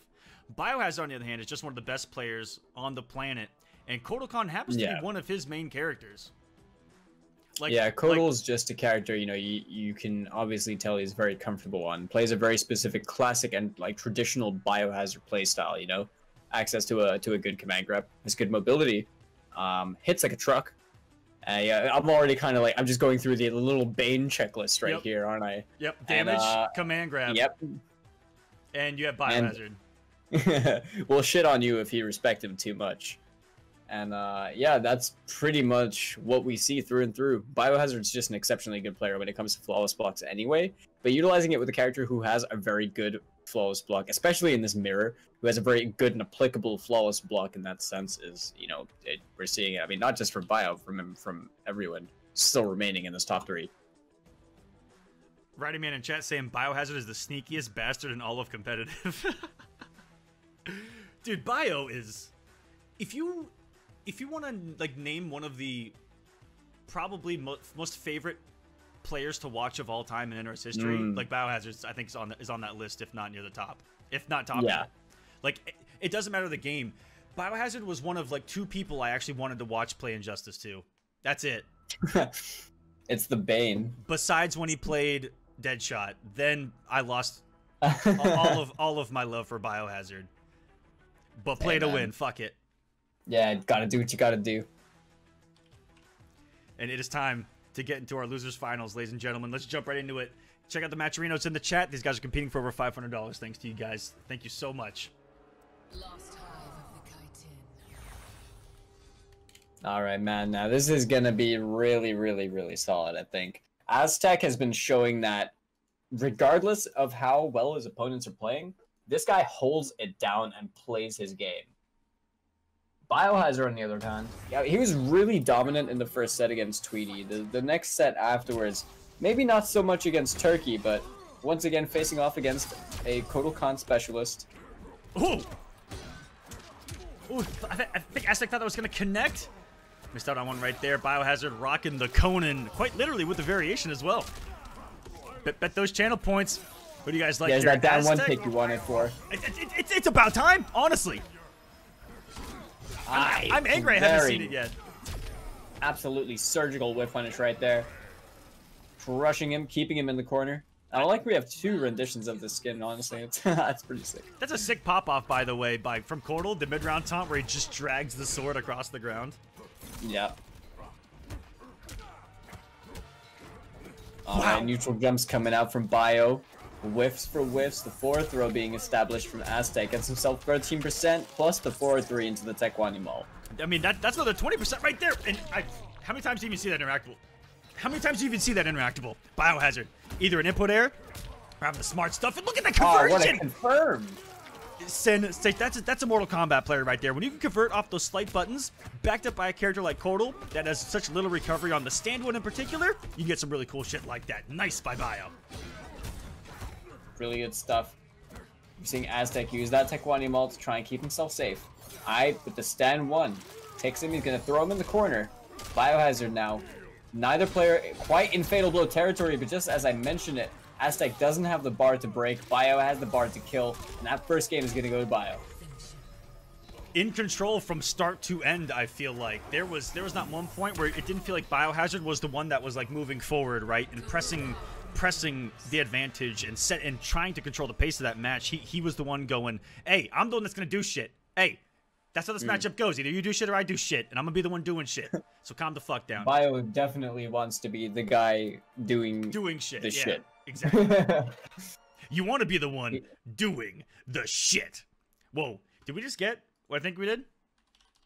Did we just get raided by the Chaos Realm? I don't have notifications on, so I have no clue. Kotal Khan. Kotal Khan. I think you might be right. But I can't see any. If so, thank you so much. Champions of the Realm just sent you guys. Well, welcome everyone. Thank you so much to Destroyer for the host who actually joined us yesterday here on the Kotal Khan Gauntlet. This is a 16-player invitational Kotal Khan only. The best, some of the best, and almost all of the best Kotals in North America in one spot. You guys have joined us in Losers Finals. Biohazard versus Aztec. Bio up 1-0 in winner's side. Turkey waiting on the winner of this, who has not dropped a single game this entire tournament. Yeah, what a time to come by as well. Losers Finals after we've had some amazing sets on our hands. Now this has been a bloodbath of a final segment to the top 8 right here in Loser Finals. Bio looking absolutely unstoppable at the moment, cashing out as much damage as possible. That first game was definitely making the most of it. That's the second time Aztec has done such a high jump one and such an early jump one that he's actually lost the hit advantage and dropped the combo. That's twice in this set alone. Yeah, it's like changing it up to try and stuff the flawless blocks is also inadvertently cost you the hit confirmed. Exactly. Or doing it super early to try to blow up an anti-air attempt. Is also doing the same thing. Raw forward 2 at a range where forward 2 was a little bit risky. Still getting the clip for Aztec there as Bio maintains the lead. He's halfway there. Trying to set up that revenge match against Turkey. But like I told you, no matter who wins here, we're going to get a wonderful grand finals and a wonderful representation of Kotal Khan. That is true. Now, there's the adjustment that we've seen. He's going to hit that combo that time. The down one into the command grab. But the down 2 KB, Aztec spending both these... spending that bar. Aztec himself a nice 38%. Aztec's really good at reacting to wave dashes. You saw him react to one right there with the down 2 on Wake Up. He did the same thing against me, actually. He stopped a lot of wave dashes in the command grabs in that match as well. Not to blow myself up, but the dude was really good at reacting. And outside of that, boy, has Bio really been the... Oh my god, it went the wrong way. Pathetic. Doesn't have the bar to kill. This is still... Oh, I think he guessed wrong right there. Maybe tried to jump. That was the strangest con cut going out of the corner. Brutality. It is ended. Bio's looking like he really wants that run back, Mr. Aquaman. He really does. Takes the 2-0 lead here, and I'm gonna try to. I'm gonna see. I'm pretty sure that I grabbed a little section here. We're gonna see that again. I wanna see that where Kotal Khan, the game didn't know where Kotal Khan was when he put. Oh my fucking god, that would make me drink. Aye. Let's see that again. Let's see that again. Oh no. Oh no. Images preceding unfortunate events. Oh no. Just. Also, for here, I'm gonna show you guys the bracket real quick before we jump into this. Here's the bracket for you guys that are just coming in from the story stream. You guys can see that we are in top 3 of a long and grueling Kotal Khan only event. It's actually been amazing. So many close ones, especially here late. Let's jump back into it. Bio with the 2-0 lead. Fight. Yeah, and to think, after how Holy- strong Aztec has been looking right now, oh, that is surely not what he wanted. Did you see that he did jump one again for the 3rd time and didn't commit to Yep. something that would have comboed? That's 3 already. Yep. It's coming back to really bite him, Aquaman. It really is. Abed finds the back 2-2. The classic color Kotal giving him strength. Reset into the unblockable.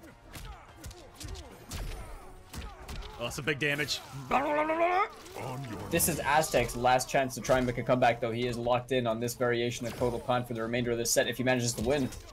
But he's down there at we go. 2-0 right now. Yep, that was a very, very big opening hit. He's gonna have to spend the bar. He's got Bio in a really good place. Bio has the fatal blow.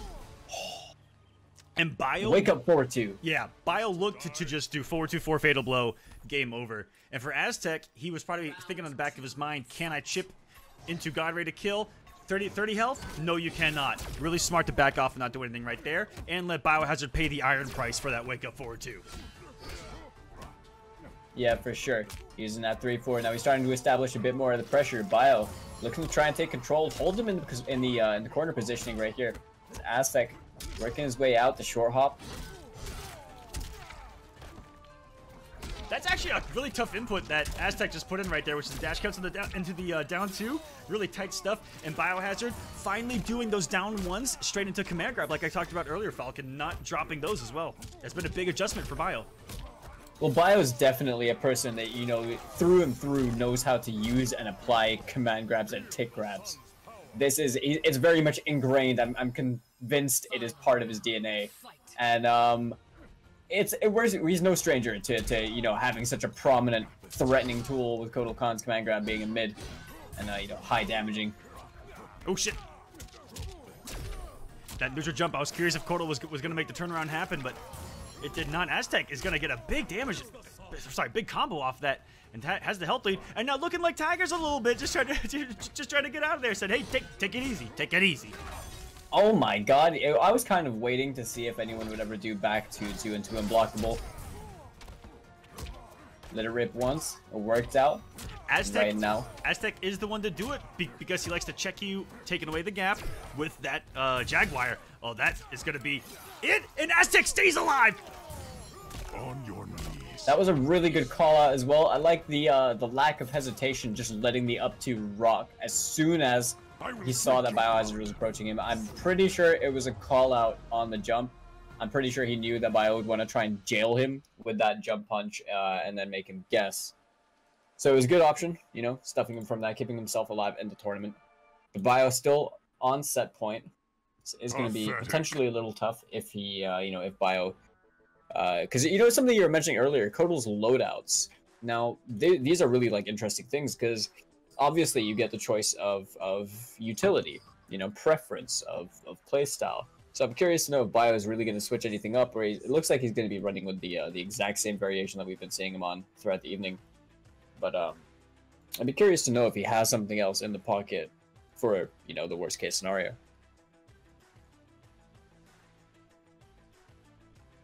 Absolutely, guys. Thank you everyone who's donated on Matcherino as well. Use code KORTL, add a free 50 cents to the pot. Let's jump into this 1-2. Aztec versus Biohazard. Losers final starting off with some god-like flawless blocks from Aztec saying, get that jump in out of here. Get it out of here. Alright, gets himself the hit confirmed. Gonna start it.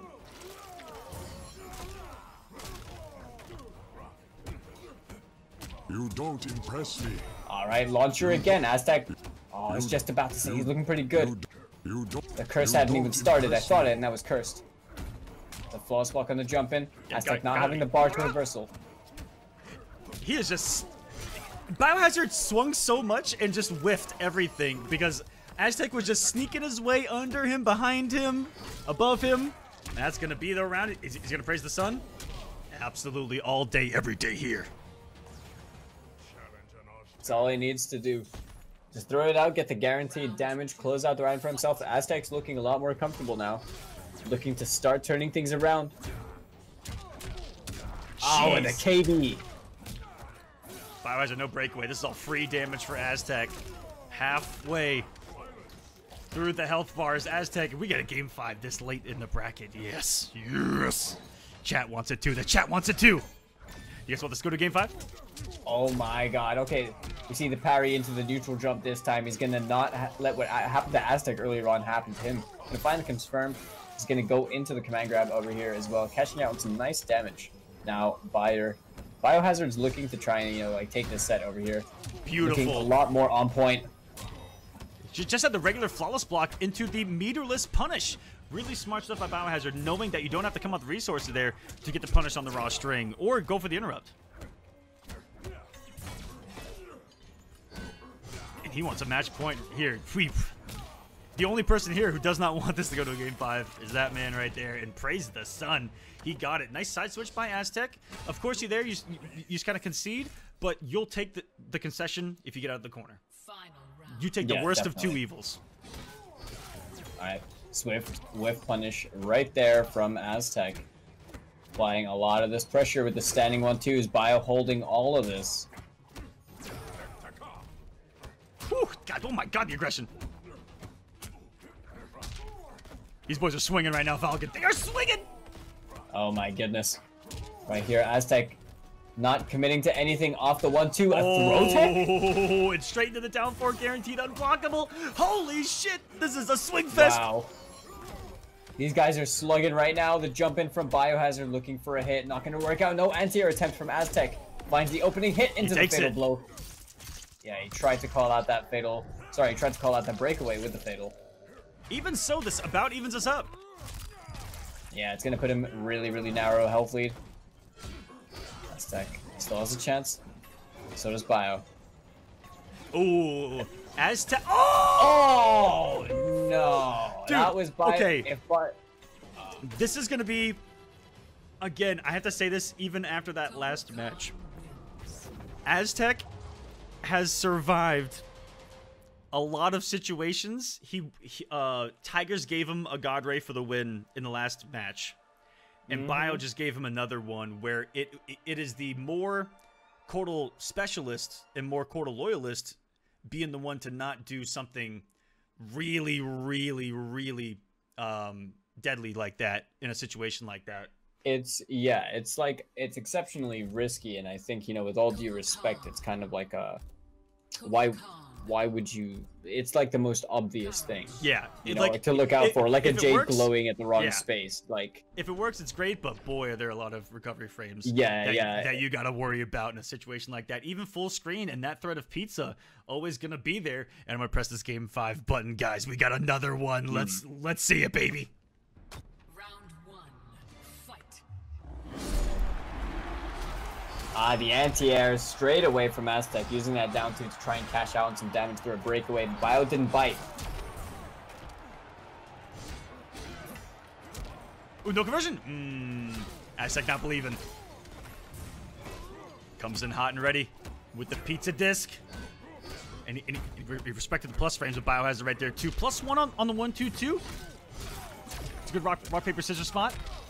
And Aztec has really come alive here. The longer that they have played, I think the more that Aztec has just really been less aggressive, because he's like realizing that Biohazard and these guys sometimes do, you know, how do I say this, unorthodox Cordal things, and they've been, I'm trying to find the right wording for this because it's not the most politically correct thing to say anymore, but it's getting him killed. Yeah, I know what you mean. Yeah, exactly. All right, Biohazard finds himself the neutral jump. He's going to confirm into a nice chunk of damage over here. Image himself out 33%, 31. Excuse me, what the hell? Like right 30, there. dude. Biohazard has whiffed, I would say, 3 to 4 4-2s right in Aztec's face, and Aztec has taken that damage every time. He said, thank you, come again. Ah, speaking of 4-2, Forrest, the clean punish on the up 3 right there. Biohazard right now. Oh, here we go. Fighting back. This is set point for Aztec right here. He can win this round, but that is not gonna. Oh, the drop could have potentially been bad, but That was we are now at final round. sick ass punish. Crouching underneath the disc and then getting the instant up into the forward one is actually like really hard to do because you can get so many different negative edges there. It's just absolute god tier execution there. And Aztec got the read, but again, the jump was not enough behind it, Falcon, to get any kind of combo, any kind of interruption going. And you lose a turn because of that. But man, as he started pressing buttons, Oh, and he there took it a is. really big Man, risk there, Aquaman. Right when I talked about Oh, the it. neutral jump again. He just let it rock. Wow. He really felt the pressure of being in the corner there and losing that health lead. Once that health lead was gone, Aztec, you saw a little bit of panic in that offense. Dude, Aztec has been fighting back so hard this set. It would be so unfortunate to see him lose like this. Oh my god. Oh, Is that that's He's gonna got do the it. bar. On your And Biohazard clutches it out at a chance to get the run back. He's now got the run back against Turkey. In Grand Finals, gonna move on to the loser side of the bracket. Fuck! I Mr. felt that Aquaman. kick. What do you think about that set? What a loser's finals. Fatality. Ugh, not surprising. Not surprising at all that it went the distance. That Biohazard was able to take it. That these guys were able to just put on a beautiful, beautiful performance for us as viewers. Yeah. And these boys are fucking playing. Biohazard is going to get the run back. Congratulations to Aztec going out at third. Everyone in this top 8 is going to get paid. Thanks to everyone that has contributed to the Matcherino. A lot of it was the Cordal players, actually. So shout outs to the Cordal players that were competing in this that actually put a lot Pulling in. through. Yeah. They see one thing centered around Kodal, and they're like, yeah, let's go, boys. Support. Yep. Love and to see it. you can use that code Cordal at a free 50 cents to the pot that 2 of you literally just did. So thank you so much. Thank you guys so much. We're at over $500. You guys can see what everyone's making here as I get this grand finals started. Falcon, we are here. We are at the Oh, end. man. We are. This is going to be a run back as well from what we saw earlier on. Turkey looked ridiculous earlier. I think that's the only word I can use to describe it. He looked ridiculous. It was pretty... I don't want to say free, but it looked like he definitely had the, control in that set. It was very much the Kodal loyalist, the specialist against the really dominant, Yes, exactly. world-renowned player playing the same character, and those little nuanced differences really came in a lot. Looking at the bracket here, 8 game 5s in this bracket. Holy shit! Love to see it. That is a lot. That is a lot.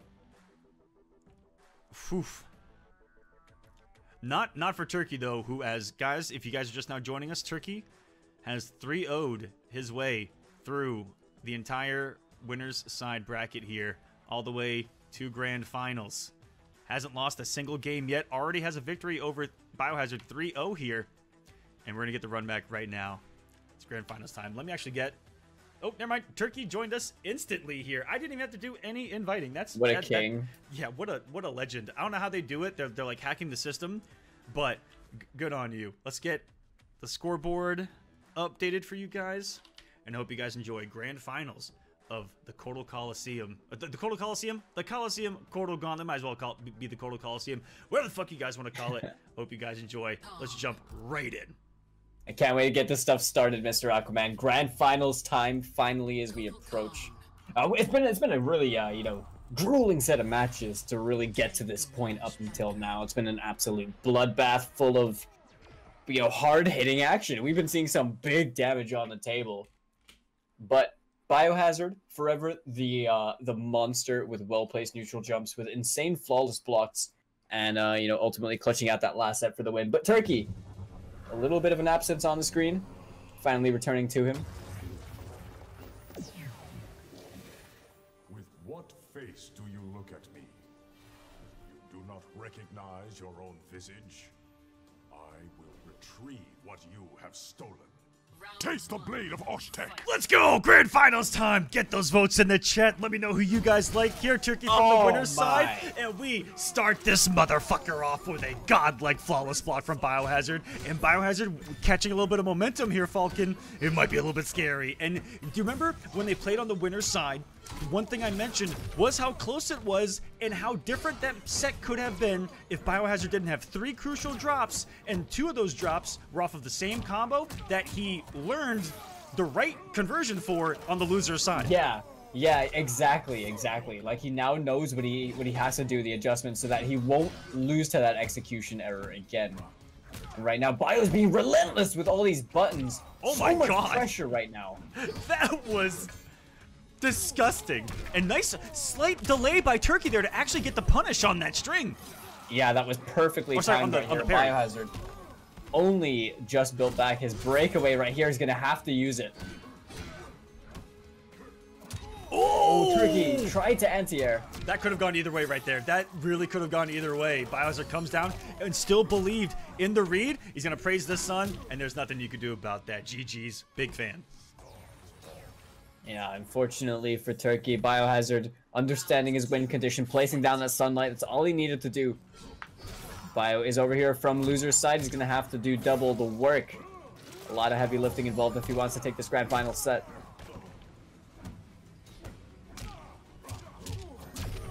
Here we go.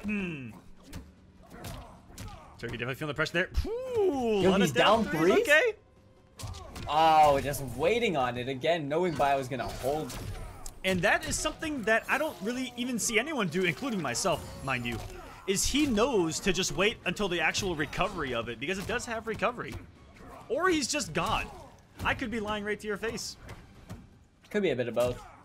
Oh, the anti-air this time going to end it in the interactable. He's going to toss him at the corner, but I'm pretty sure it's... Oh, wait, one touch from Death. Yep, praise the sun. All day long. All day long. Every time you see a Kodokan stand one anti-air, I'm going to take credit for it, guys. And you're just going to have to deal with it. Oh, speaking of whiffing forward twos. It's Turkey this time around. Could have been. Yeah, it could have been something. Oh, that flawless block. I'm getting sick and tired of these guys being so good at the fucking game. I really am. I'm fucking over it. Stop being good for our entertainment, damn it. Stop flawless blocking shit. Stop whip punishing shit. Alright? Nobody wants to see that. We want to see people die. Just like this. On your knees.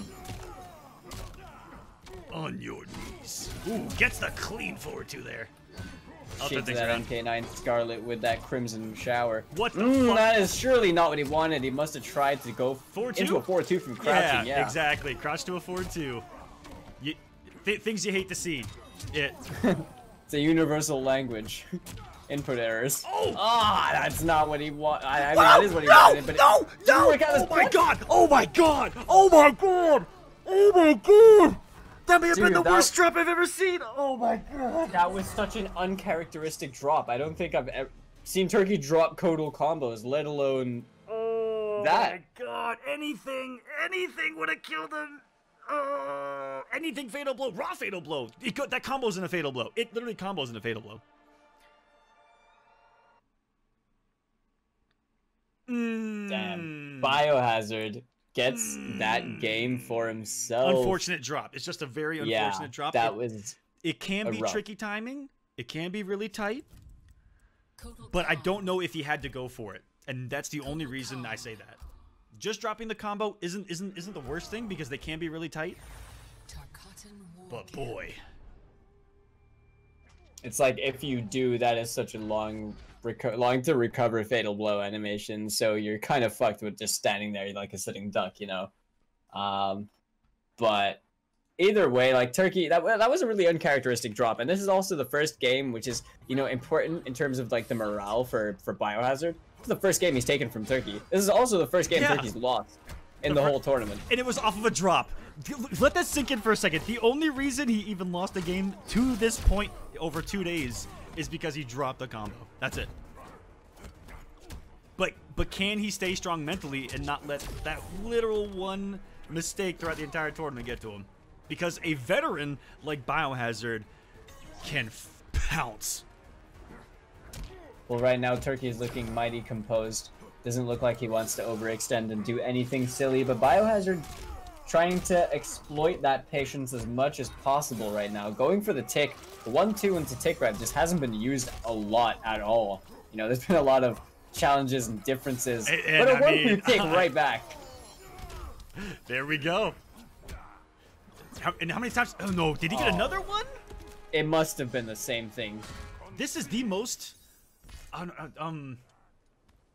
it isn't as crisp as we saw Turkey on the winner's side in previous matches. I agree. All right, using that Grand Discus, got himself the space. The poor guy's been thrown.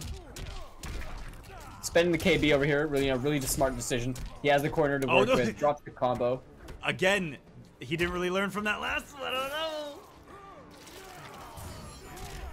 Maybe he thought that he did the down one early enough right there. That's still so hard to do.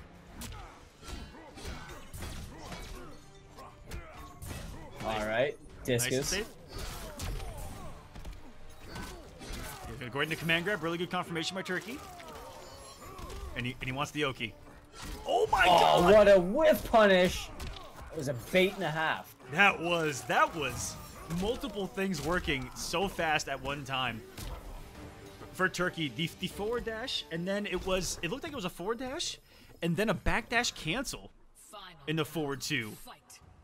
That looked really cool because he went almost into the range of the button, and then went like that step back, whoop, beautifully it's like executed. the old school 2D fighter shimmies. Yep. Which there it is. Which I do really enjoy about Mortal Kombat is dash canceling like that. It looks cool and it looks good when something like that happens. Oh my god, actually he let the full string rock. I'm not even sure if that was intentional, but luckily he didn't get punished for it because it hit. And the nice opening hit right there. Gets it again, the counter hit. Maybe Bao tried to backdash on Wake Up. Maybe tried to press buttons. All we know is Turkey right now has a nice health lead to work with. He wants to try and tie things up at 1 apiece. No confirm off that down one. Big damage here. We were wondering if the pressure was going to be getting to Turkey here. Late on, I was going to make a pressure cooker pun, but I didn't, guys. I'm pretty proud of myself on that one. And he goes for the raw command grab, met by the jump out of Turkey. Are we going to get it? The brutality of the command grab. Drinking the juice. I will drink your Shades blood. of MK9 Scarlet once again. That must be a thing in the MK universe at this point, right? What? Just someone bleeding on the face. Why does it happen? Like, well, some things are just better left to the regions of the internet. Listen, the guy's honestly Turkey. The guy's an Oshtek. He likes drinking the blood of his enemies. It's actually a part of their lore, and it was actually the Oshtek that traveled to Earthrealm and showed that to the Aztecs by drinking the blood of their enemies to gain their strength, and that's how they got diseases when they drank the blood of the Europeans and got all their diseases. I feel like my brain is expanded. Mortal Kombat X lore for you right there. Comic book lore. Comic book lore. MKX comic codals. Not Aztecs. Like Inca. One of those. I don't remember the exact one. I didn't read that. I read that comic book. Is that 5 years ago now? 2015? Yeah, 2015, 6 years ago. Yeah, just under 6, I guess. Plot twist, I made it up on the fly. I mean, honestly, if I did, I should write the next game. Oh my god. This is a little back and forth scrapper right now. Bio definitely looks a lot more confident playing in this set against the way the Turkey likes to play. The Turkey's been making these micro adjustments and adaptations so much that Bio looks a little bit torn about when to press these buttons. He's kind of doing stuff, but he's unsure about, fine-tuning it to deal with Turkey's defense right now. And the patience, the duck! How do you duck there, Dude, Aquaman? you against a mid command grab. Against a mid. I don't ever regular throw with this character anymore. I'm just not on these guys' level, Falcon, and that's why I got my shit rocked. Oh my god, that clearly...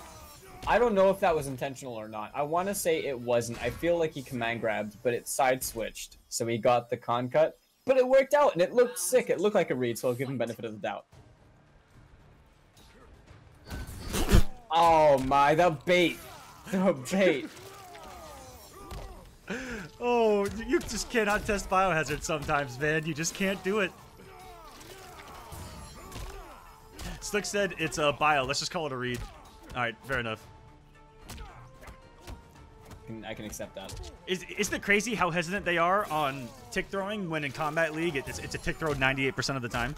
It's literally like a tick throw on everything, including whiff. And like, over here, these guys just understand the repercussions to whiffing that command grab and just what that means. Yeah, and they just don't what want to that give it up. means. They only want to confirm into it. Because as a Kotal player, they're like, I'm gonna get hit really fucking hard if I do this. Yeah, it's like minus a bajillion on whiff. Oh, Turkey with a very important opening hit. He's gonna confirm and get the round for himself too. We're at 1 round apiece. This has been a really back and forth even set so far, Mr. Aquaman. Yeah, no one has had the momentum at all. Every time I feel like someone gets it, Final round. it's gone. Fight. The moment I Yeah. feel like it's seized, and that is Mortal. Oh, That's good Mortal Kombat. Speaking of whiff, Two competitors that, I mean, number 1, number 2 in the bracket right now, fighting for first and second. Very hard earned too, guys. This bracket, I didn't want to play in it, how disgusting it was from top to bottom. These 16 players, this thing was stacked. If you guys Wow, don't know trying some of to these guys' utilize. names, I hope you guys do now. definitely remember them after this performance from this top 8. But right now, you know, Turkey has a disgusting health lead right now. Goes for the back throw. I'm slightly questionable. I think he could have killed Meterlessly if he If reacted, Punish that. ooh, Turkey was definitely feeling himself there because that one looked intentional. To try to put him at God Ray kill territory off of the raw 4 hitting, and this is doable for Biohazard. Every Kotal Khan believes right here, no problem. Yeah, guessed wrong. That was, I mean, that was just exactly what Turkey needed to do, right? Just be mega simple, down one on hit, confirm it into the 1-2, and then just make him guess.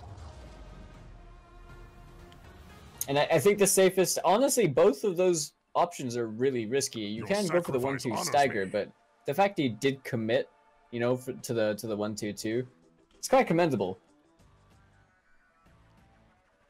Especially when Biohazard's been flocking, he's been flawless blocking everything. Has been what? Flocking? Flocking? Yeah, flocking apparently. Like a Is like that a flawless bird? block? Is it Like a flock? turkey? Yeah, like a bird, almost like like a flock of falcon, turkeys? like a turkey. Yeah. yeah, I got you. like a flock of turkeys, exactly.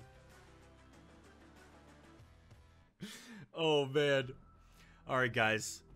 Turkey up 2-1 here in grand final series, 1 game away from taking this entire tournament and really putting a stamp on Kotal Khan as a character in competitive Mortal Kombat 11. Let's see if Turkey can close it out or if Biohazard is going to make this comeback happen. Turkey looking absolutely strong as hell right now as well. Bio looked a little bit kind of at a loss for control, a little bit of a Jesus take the wheel situation, but as we approach a potential final game over here in this grand finals, Bio's gonna have to fight back a lot harder. Seeing him in a really good position right now, gaining a You nice don't health lead impress as me. well with a corner. You don't impress me. You don't impress me. Oh, Yo, that neutral jump one barely whiffing. I would have complained right there. I actually would have downplayed. But I'm going to use this opportunity to take a time not to and just watch Biohazard pump out 330 damage like it's nothing. Jesus! Oh, the throw fortitude fours again. Just waiting for it, tried to get a whiff punish. Okay, Oh, that's huge. this is He doesn't have the doable. break. Very, very doable. He doesn't have the breakaway. This is really just 4-4 can kill. Biohazard just has to not get touched. I'm so scared. My butt would be so tight right now, it could crack any kind of... A Brazilian nut, This a is walnut, a pecan. I got you. And, Yeah, this is a punch cheeker. and another beautiful executed flawless block on the back 2-2-3. Biohazard not want to take a big risk and try to swing potentially, and he gets a resourceless punish on that. That he does. Turkey now finding a confirm for himself. He's gonna get on a big chunk of damage as well. 314 for himself. He's got the health lead. He doesn't have the round lead, but a perfect anti-air. Down 2 as well. Oh, Catching up the shit. nice damage. Whiff punishes. Caught Bio waking up with the down 4. This is some big old beefy damage. 330 right back at you. No flawless block, but Biohazard looks like he may have been attempting it, and that is tournament point for Turkey. Gobble, gobble. He's looking to really, really win this tournament right here, Mr. Aquaman. He doesn't want Biohazard resetting the bracket on him. Pathetic. Big 4-2 again, and without a breakaway. Look at the damage. He's bleeding. On your knees. Drinking the blood. Another 337, and he interrupted Oh, it. He the goes up straight two. to- Look at the damage. On your knees. This is exactly what you want to do as Turkey right now. This is the position you want to be in. Bio has no break. Commits to the command grab. Not Wow. going to work out for him. Oh, gets it confirmed. Misses the down 2, Mr. Aquaman. Oh my god. One more I will drink is all he is going to Don't need right give- here. Can he get it? Don't, You will keep your distance. don't give Bio a chance. Don't give Bio a chance. Holds it. Oh! The throw Still punish. alive. I can't believe it. No God right for Turkey. Oh. One more throw. This is going to be a very dangerous spot. 4-2-4. Now Fatal Blow can kill. He's Oh going to get it. my- No! Barely Oh missed my god, Mr. Aquaman. What the hell are we watching? What the fuck? That was a frame from being it. Turkey surviving by the hair on his chin on that breakaway. I can't believe what we've just witnessed. Bio was about to set play the shit out of him. If he did raw Fatal Blow, it would have Yeah. been safer. But forward 1 Fatal Blow usually does, usually is guaranteed right there. But he did such a quick breakaway that it was like perfect. Like It was straight away. it was destiny. And it was literally yeah, destiny like, at that point. That's so crazy. Like my mind is still trying to process all that. Bio really had like he had that, you know. He had the hits. He was playing that so well. And then that one like and once again, ironically, it came back to the same way Turkey lost the first game in this tournament. That Fatal Blow drop and Yep. the whiff got you killed. Wow. What can I say, guys? There is your finalized bracket. The big man Turkey coming in and taking it over 15 other crazy good Kotalcom players from around North America.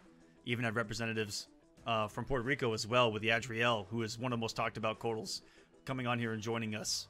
And thank you so much to all of you that did agree to come on and do this. So it's the first one. I'm looking at doing more.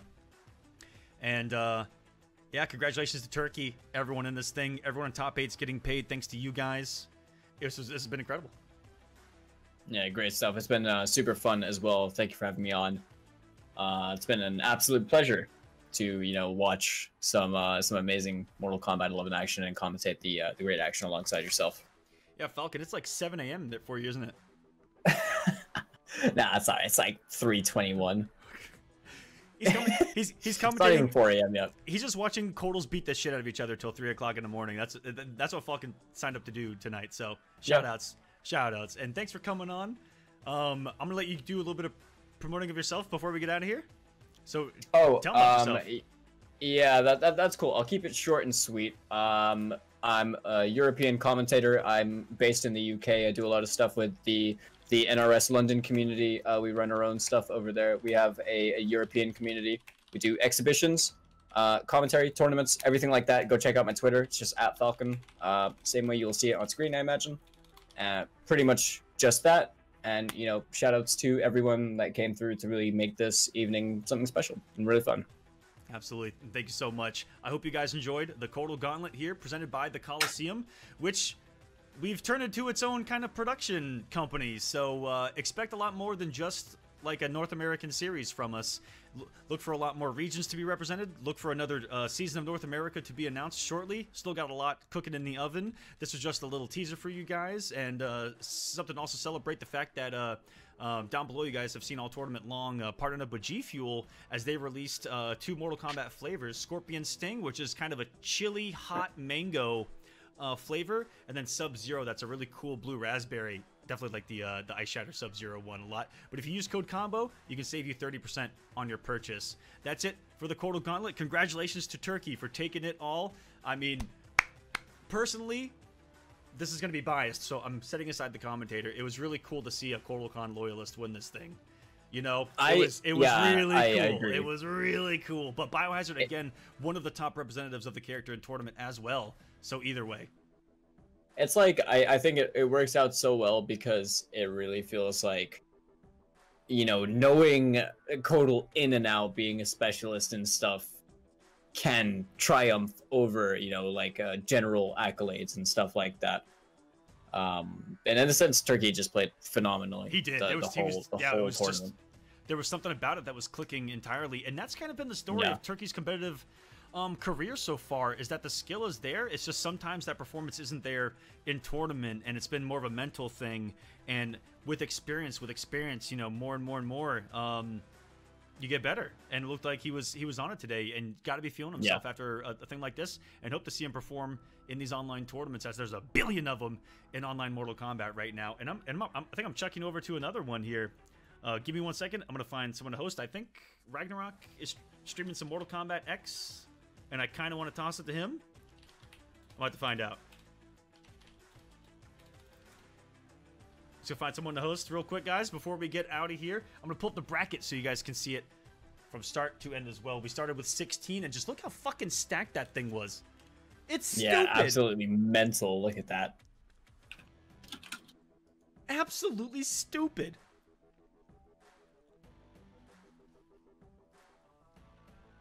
Who you didn't see today, guys? People like Crazy Fingers, Steve, the Dinosaur Man, Valorax, Shenless, myself, Young Saiyan Rose.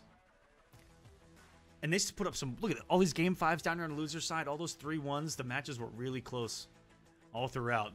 And it was all KotalCon, only KotalCon allowed. It was some fucking cool shit. I promise you guys that I'm trying to find a host real quick.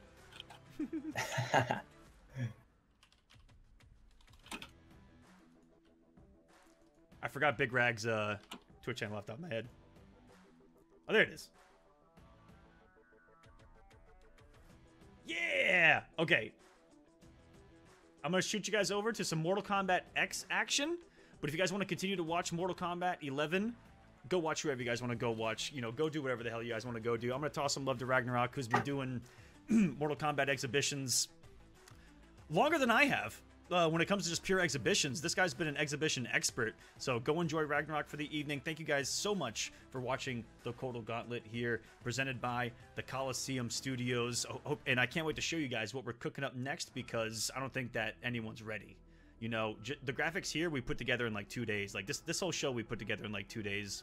And we've been working on Season 2 and beyond for almost a year. So if that's any indication as to what we've got cooked up, I hope you guys are pretty excited. But thank you for watching. Falcon, thanks for joining us. You guys have a wonderful night. Yeah, no problem. And we'll see you next time. All right, see you later. Peace.